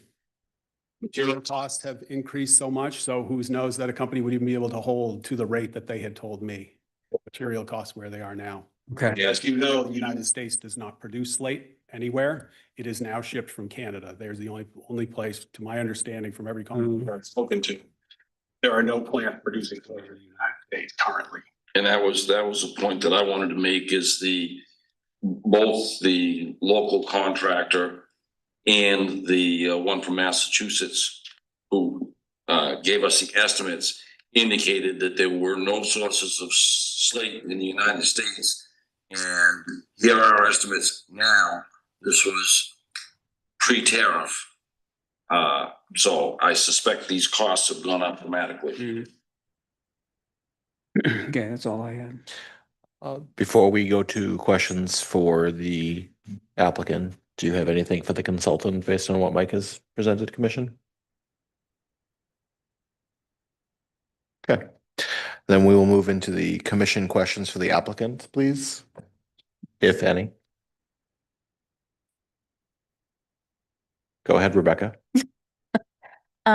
Just to clarify, because I was at your first meeting and I wasn't at the other one or two. You had the estimates with you at your not the first meeting, but when we asked you to have estimates provided for us, you brought estimates for the roofs. Is that correct? Rebecca, when you refer to the first meeting, I refer to the original The application. original, oh, am I not supposed to do that? I Oh. want to be clear. Okay, yeah, the original. To clarify, you have not been to any of the meetings. Oh, I was at the first one, the very first one. No, you weren't. That was the meeting where he was present in the audience and asked questions. Well, it wasn't your official meeting. Correct. It was like your questionnaire. His application was the following month. Yes. That one, yes. Yeah. Exactly what you Okay. mean. It was a year ago. Yeah. Yeah, we're a little long. Yes. So after that one, you came back and you had estimates for cost, correct? At that time, no contractors would give a written estimate. Okay, that's what I wanted. So I had no estimates to provide because as we know, there They weren't was nobody responding. nobody would even respond. Okay, and when you finally got Did responses, I had a few verbal ones at that point. One contractor said, we're gonna start at this price and see what happens. He not including the barn, he wanted $140,000 to start, and see how it goes, which means he was gonna strip the roof for $140,000 and and then go up. Yes. that was the unfortunate circumstance of the first time I was here. So they weren't giving you any written ones. They were only giving you verbal because they didn't want to commit to any price. Okay. And then you didn't get your first written one until probably July or, No, that was after my insurance company finally, Oh, after that. okay. Income I was able to get the first slate. was Which would have been November of 24? Was Or it when February. the tree fell on your roof? Did I have the time frame right? That was December. December, thank you. It was January, February. yeah, I think it was January, February from, according to what I'm It looking. was when I know the insurance company and the other company came out and did their thing. So by the time they get going, it was February-ish. Thank you. And then you replaced them in April. Is that correct? Okay. End of March, beginning of April. Okay, I'm just trying to get the timeline. Thank you. Mhm. Nathaniel? Liam, any questions? No. Okay. I have no additional questions that we haven't already covered. If there are no additional questions for the applicant, we will open the public hearing part of the session, in which case, Mr. Farren, you may sit down. Would any member, or if any member of the public would like to speak, just please stand or raise your hand so that I may call on you. Thank you. Don't forget to introduce yourself. I grew up on West Broadway and I have a statement and a question, I guess. So the statement would be to the commission, you know, for the sake of the people that own these beautiful homes and are trying to do right by them and restore them. And I understand each project needs to be considered on its own merits. I think for the sake of the homeowners and probably for all of you, you need to come up with a range of solutions that are affordable, cost-effective, and allow them to affordably live in these homes and preserve them. That would be the statement. The question I had is really, I'm not sure whether it's for city council or for Director Krieg, I'm not sure. We had an application for the project. It was turned down. And then at some point, it was supposed to go to the court, but it didn't. And it was reset why was it reset? Was it because somebody had a conflict that voted on the original? No, there's new testimony. So Testimony. And the testimony was done at this committee? there's new testimony that was provided by the applicant. So it became a new record. Okay, so because of the insurance Correct. committee, company's demand to replace the roof. Yep. So did the council understand that it was de novo at that point? Like, was there ever communication that it was going to be reset because? You're referring to this application? Yeah. Okay, just wanted to be clear. It seems like there's a lot of confusion about why this is de novo. So there's. It's a new application because there's new testimony. So there's a. is- So I will state, while some of us were aware that the recommendation was to approach this as a no application because of the insurance company's new information, we did not reach the point in the meeting from the first one that got that first meeting where we actually got a chance to discuss that before it was tabled and we moved on to another meeting. Unfortunately.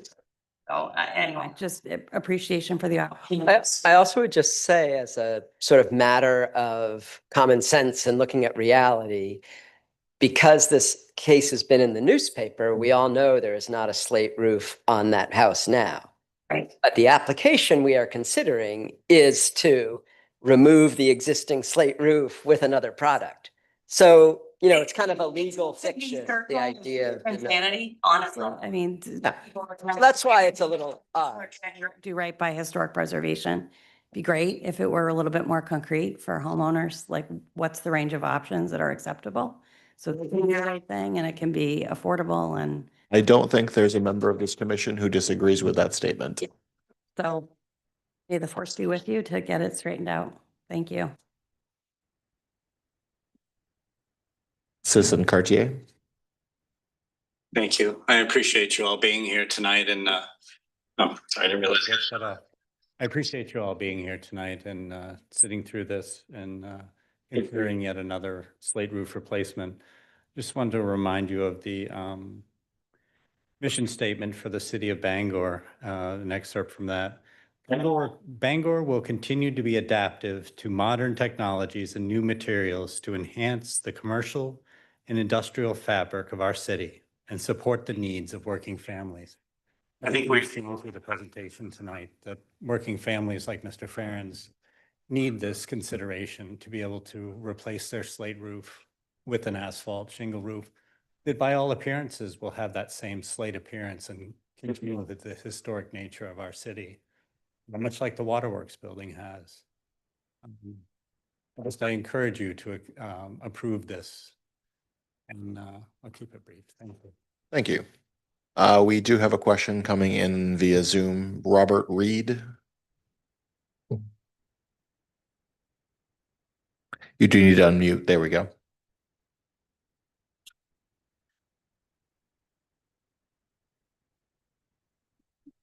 Can you hear me? You cut in for a second there. Am I audible now? We can hear you. Okay.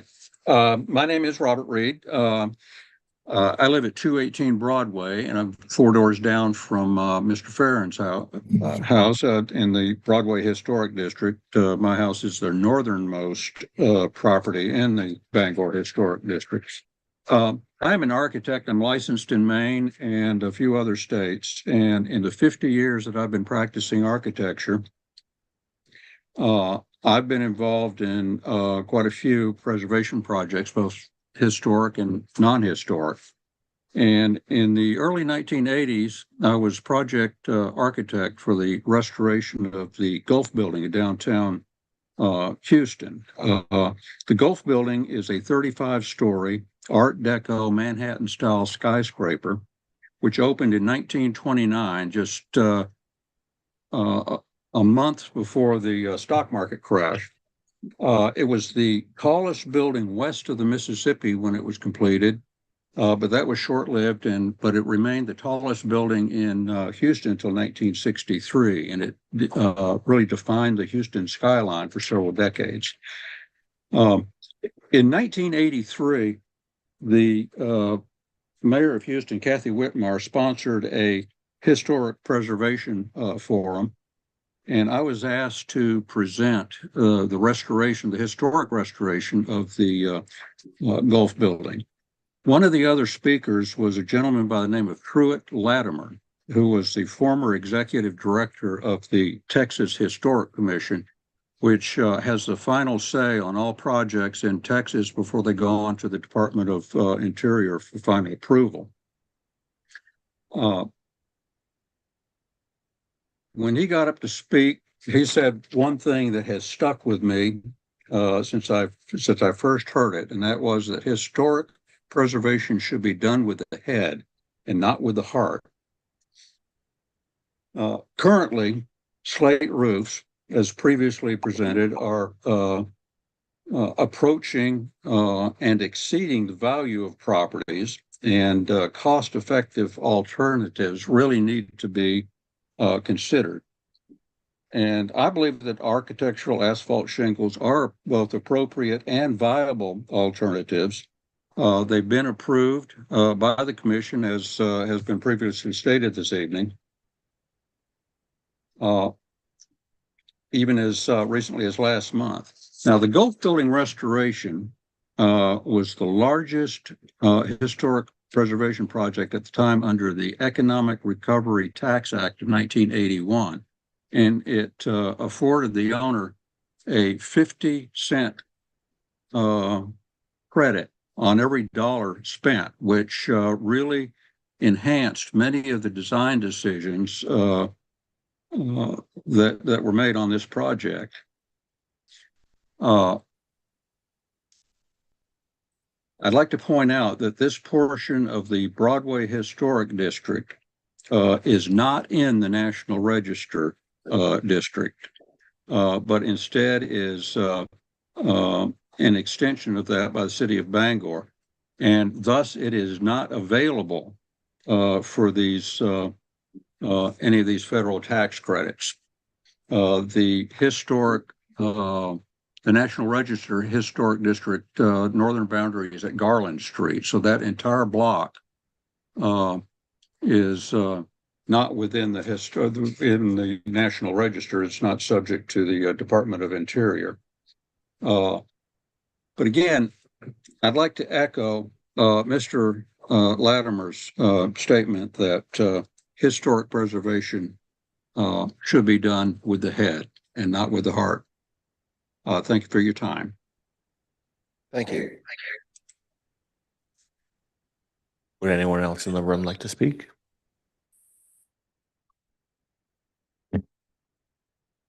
Okay. Having no additional public comment, we will close the public hearing part of the meeting and go to discussion by the commission. Before we begin, I would like to just state a few things for all of us. Just to reiterate, we are a quasi-judicial commission, which means you will make your decision based on the evidence introduced to you by your packet or in conversation and questioning tonight. Several people have mentioned the role of precedent in our discussions. Now, should be noted for us that I, in my brain, call this the rule of exception versus precedent. So we are provided guidelines in a code that we have the right to make exceptions to, as that is also specified in the code. We are allowed to interpret our code and the recommendations from the Department of Interior. That is within our purview. We are not bound by any precedent of prior commissions or even our own decisions, because as we have discussed, everything is viewed on its own merits. However, it is probably to the common good if we avoid the appearance of capriciousness and provide some kind of consistency. I believe we have already identified this for ourselves in our other conversations for other applications. Just keep that in mind, please.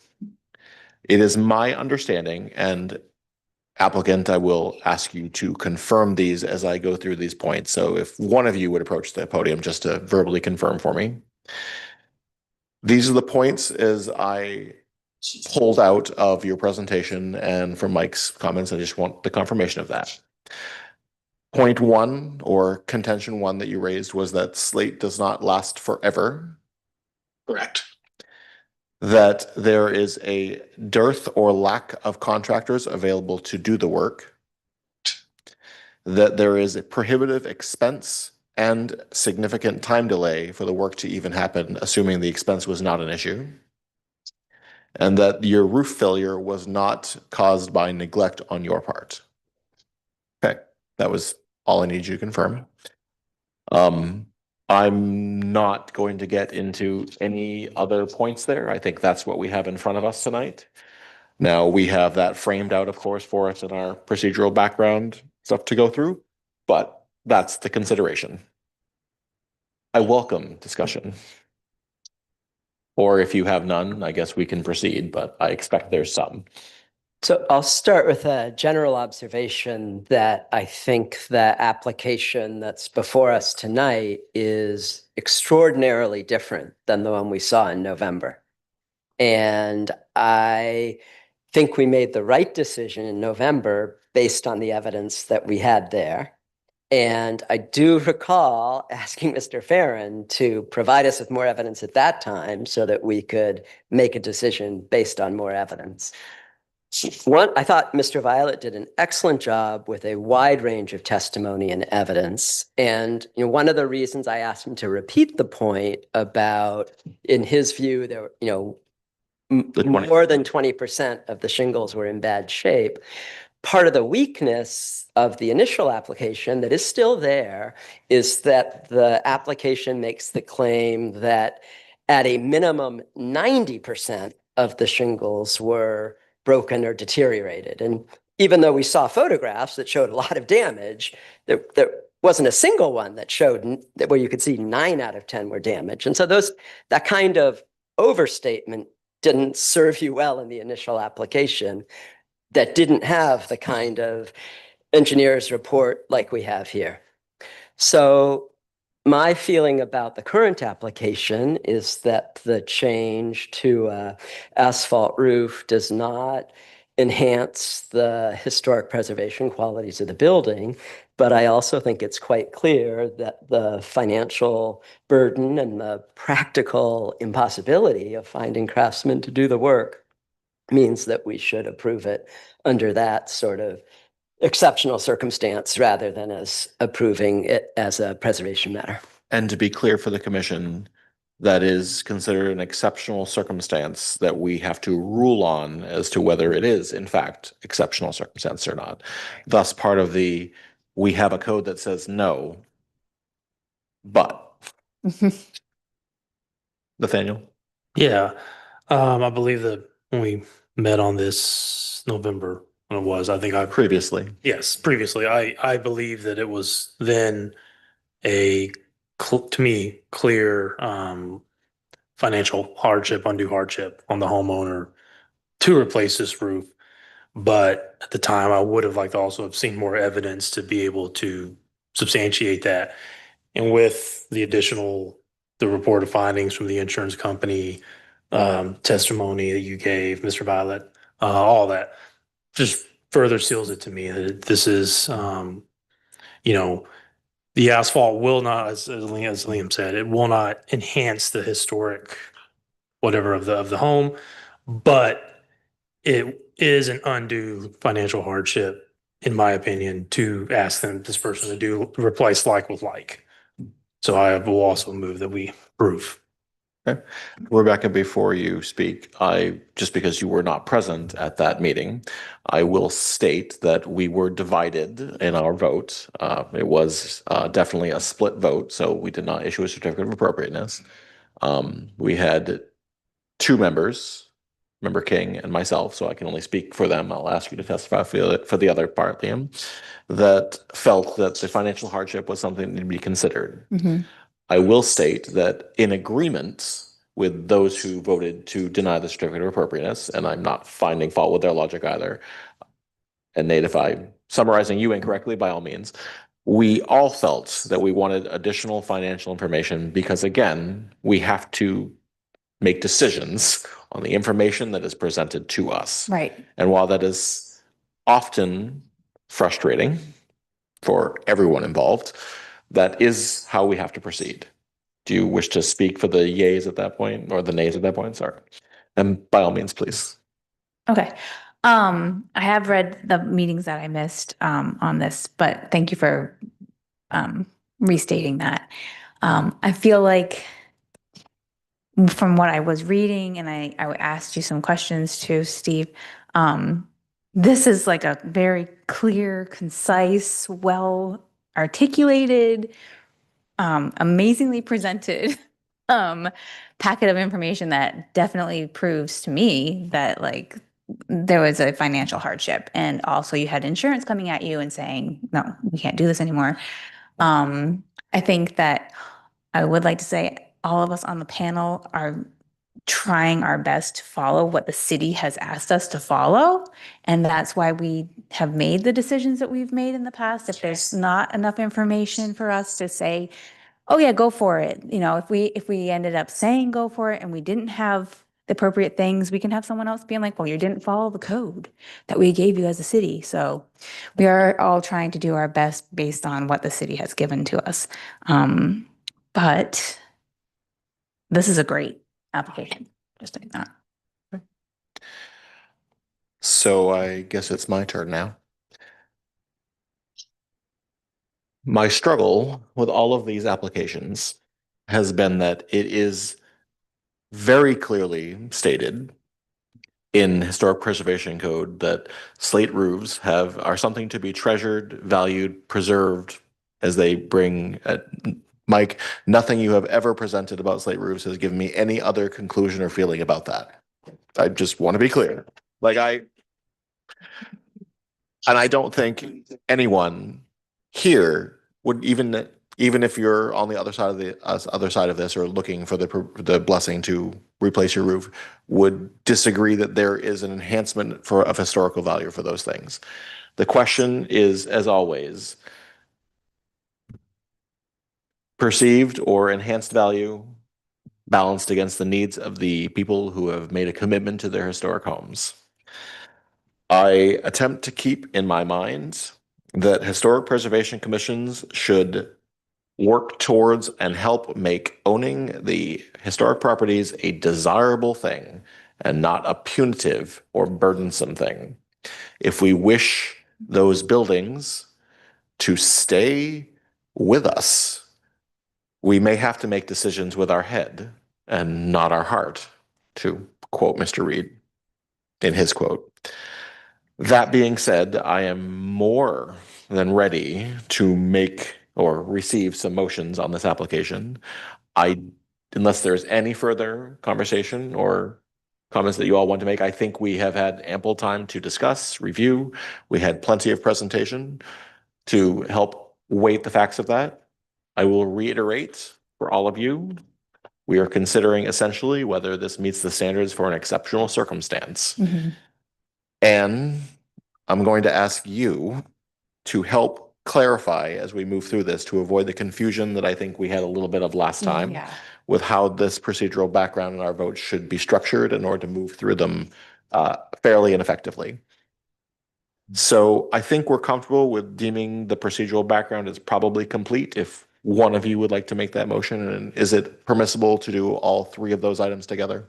The three procedural backgrounds, section 3.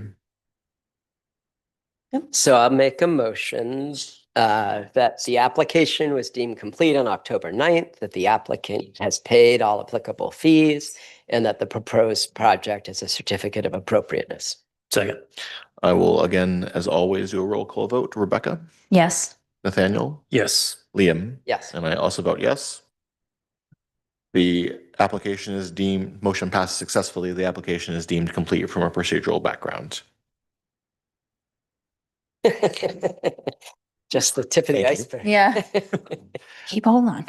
The next pieces of our presentation or standards is that part one, whether the project meets the evaluation standards of 148-9A regarding general standards. We are finding or not finding that it satisfies this code or that the standard is not applicable. You can also, of course, rule that way. And this is where I get into the procedural question that I just want to make sure we have correct. Is it required that we deem that it passes or that it fails? Does that matter? Well, the motion could be in the affirmative or the negative. I think Correct. that's what we've not done before, which has been confusing. Yeah, correct. Yeah, to pass a positive motion, yeah. Or have it not pass. Okay. Do we feel that you understand? We good? Okay. I will happily accept a motion. So I'll make a motion regarding evaluation standard 148-9A that this application at 198 Broadway does not preserve or enhance its historical and architectural value. Second. All right. First. Roll call vote. Liam, we'll let you go first. So I vote yes, it does not enhance the historical and architectural character. Nathaniel. Yes. Yes, it does not. Yes, it does not. Rebecca. Yes. Okay. And I will also vote yes. Motion passes successfully in this phrasing. So our next criteria is that the project part two, that the project meets the evaluation standards of 148-9B regarding renovations, alterations, and repairs. So we are looking to find or not find that based on exhibits 2 through 8, the application satisfies Historic Preservation Code 148-9B 2B, requiring that rehabilitation work does not destroy the distinguishing qualities nor character of the structure and its environment, and that removal or alteration of any unique architectural features is avoided wherever possible. The crux of the matter, usually. Wherever possible. Think how you want to phrase that. I know. I know you do.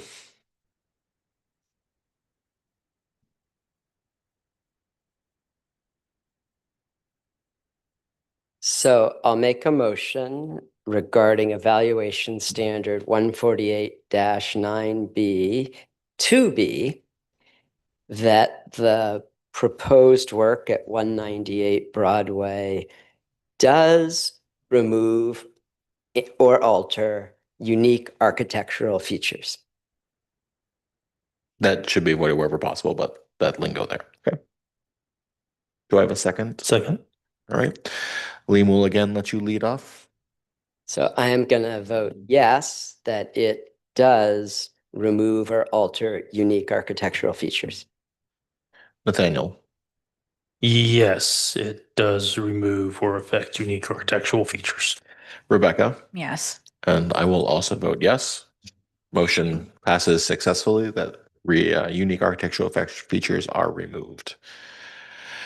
Part two, the commission finds or does not find that based on exhibits 2 through 8, the application satisfies Historic Preservation Code 148-9V2C, requiring that while repair is preferable to replacement, in the event that replacement of deteriorated architectural features is necessary, the new material should match the material being replaced in composition, design, texture, and finish. Again, composition, design, texture, and finish.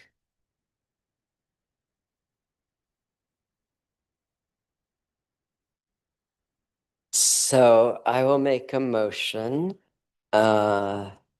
regarding Historic Preservation Code 148-9B2C that the replacement material proposed for 198 Broadway does not match the material being replaced in composition, design, texture, and finish. Do I have a second? Second. Liam, we'll let you start off again. I'll vote yes, that the replacement material does not match the pre-existing material. Nathaniel. I will also vote yes, that the replacement material does not match the original material. Rebecca. Yes. And I will also vote yes. Motion passes successfully that the replacement material does not match the material being replaced. It's a sentence.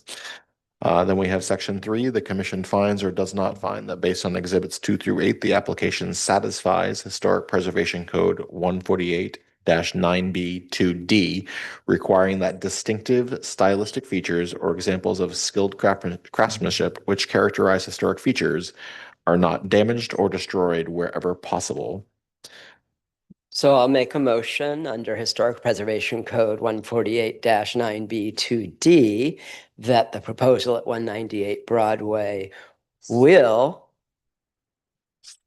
damage or destroy an example of skilled craftsmanship that characterizes the historical structure.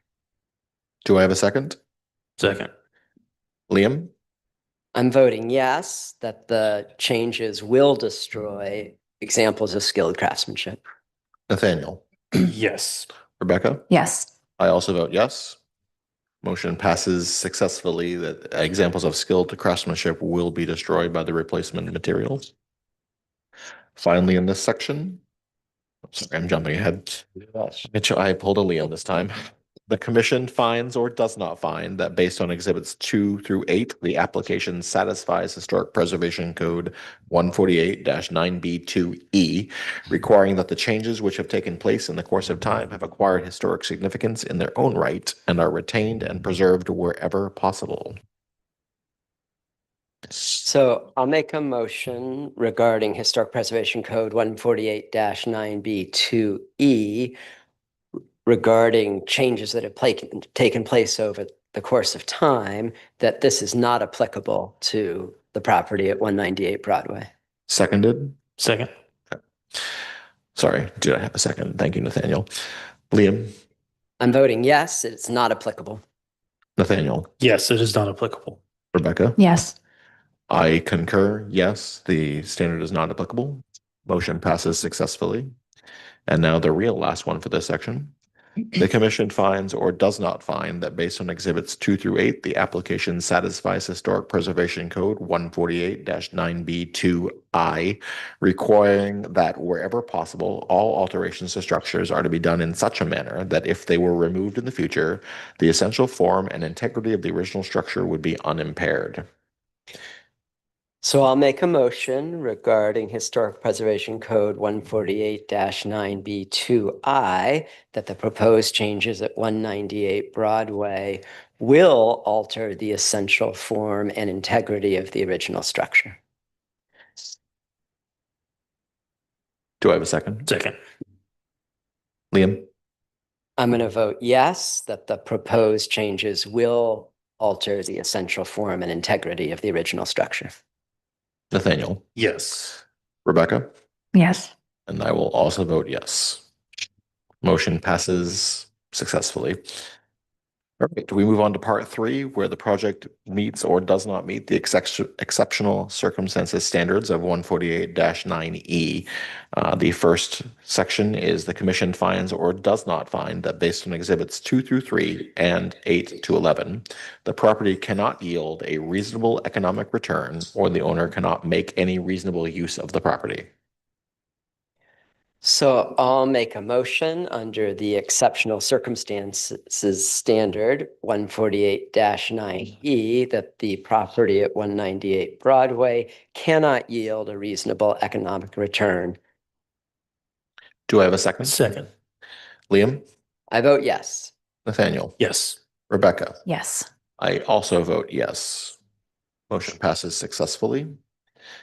Second part is that the commission finds or does not find that based on exhibits 2 through 3 and 8 through 11, the plight of the owner is due to exceptional or unique circumstances and not to the general applicability of this chapter.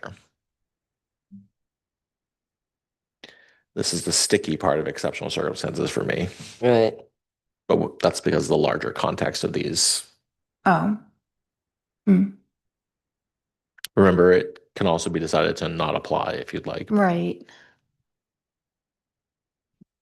So I think I will make a motion on exceptional circumstances 148-9E that the exceptional or unique circumstances are not applicable in this case. Do I have a second? Second. All right, Liam. Yes, not applicable. Yes, not applicable. Thank you, Nathaniel. Rebecca? Yes. And I will also vote yes. Motion passes successfully that this standard is not applicable here. The commission does not find that based on exhibits 2 through 3 and 8 through 11, the conditions or circumstances which constitute the hardship were not caused or created by the property owner after an amendment to chapter 148-5, by which the property became subject to said chapter. So I'll make a motion based on the exceptional circumstances standard 148-9E that the proposal for 198 Broadway was not caused or created by the property owner after that amendment. Do I have a second? Second. Liam? Yes. Nathaniel? Yes. Rebecca? Yes. I will also vote yes. Motion passes successfully. Finally, we come to our decision.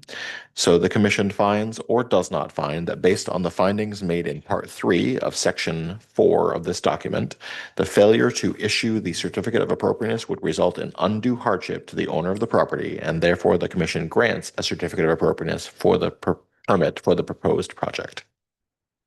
So I'll make a motion that the commission should decide based on the findings in part 3 regarding exceptional circumstances that we should issue a certificate of appropriateness for the property at 198 Broadway due to undue hardship to the owner. Do I have a second for this motion? Second. Liam? Yes. Nathaniel? Yes. Rebecca? Yes. And I also vote yes. Motion passes successfully. A certificate of appropriateness is approved for this application. As we have no other business on the agenda tonight, I am going to ask one question of Anne before adjourning. Absolutely. And I know the date set out in our minutes for our secondary meeting in the month of October for our code review was not the date that we would end up with. Could No. you give me that date so we could put it out there? Yeah, we moved it to, let me just double check. 29. The 29th, that's correct. So we will have a second meeting. You'll have a second motion or second meeting of the Historic Preservation Commission on October 29th at 7 p.m. for the purposes of reviewing the code by which the Historic Preservation Commission operates so that we can make recommendations to council. I welcome public comment, and I see we have a question from Zoom.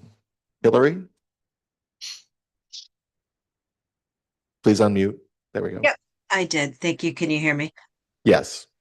All right. I just have a couple questions to the commission as far as us or you setting a precedence for the constituents of the city of Bangor, stating that if somebody does not get approved the first time for an application, that they can just go and do what they want and hope that they will finally get approved. I believe if you look back, Mr. Farron said that if it's not approved, I'm just going to go ahead and do it anyways. So what does that show the citizens of Bangor? It's okay not to follow the ordinances, not to follow the rules, that if we don't get what we want the first time, we just do what we want and eventually we'll get it.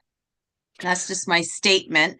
My second question is, and I'll add to my statement, I kind of have lost a little respect for the Historic Preservation Commission in regards to this situation too.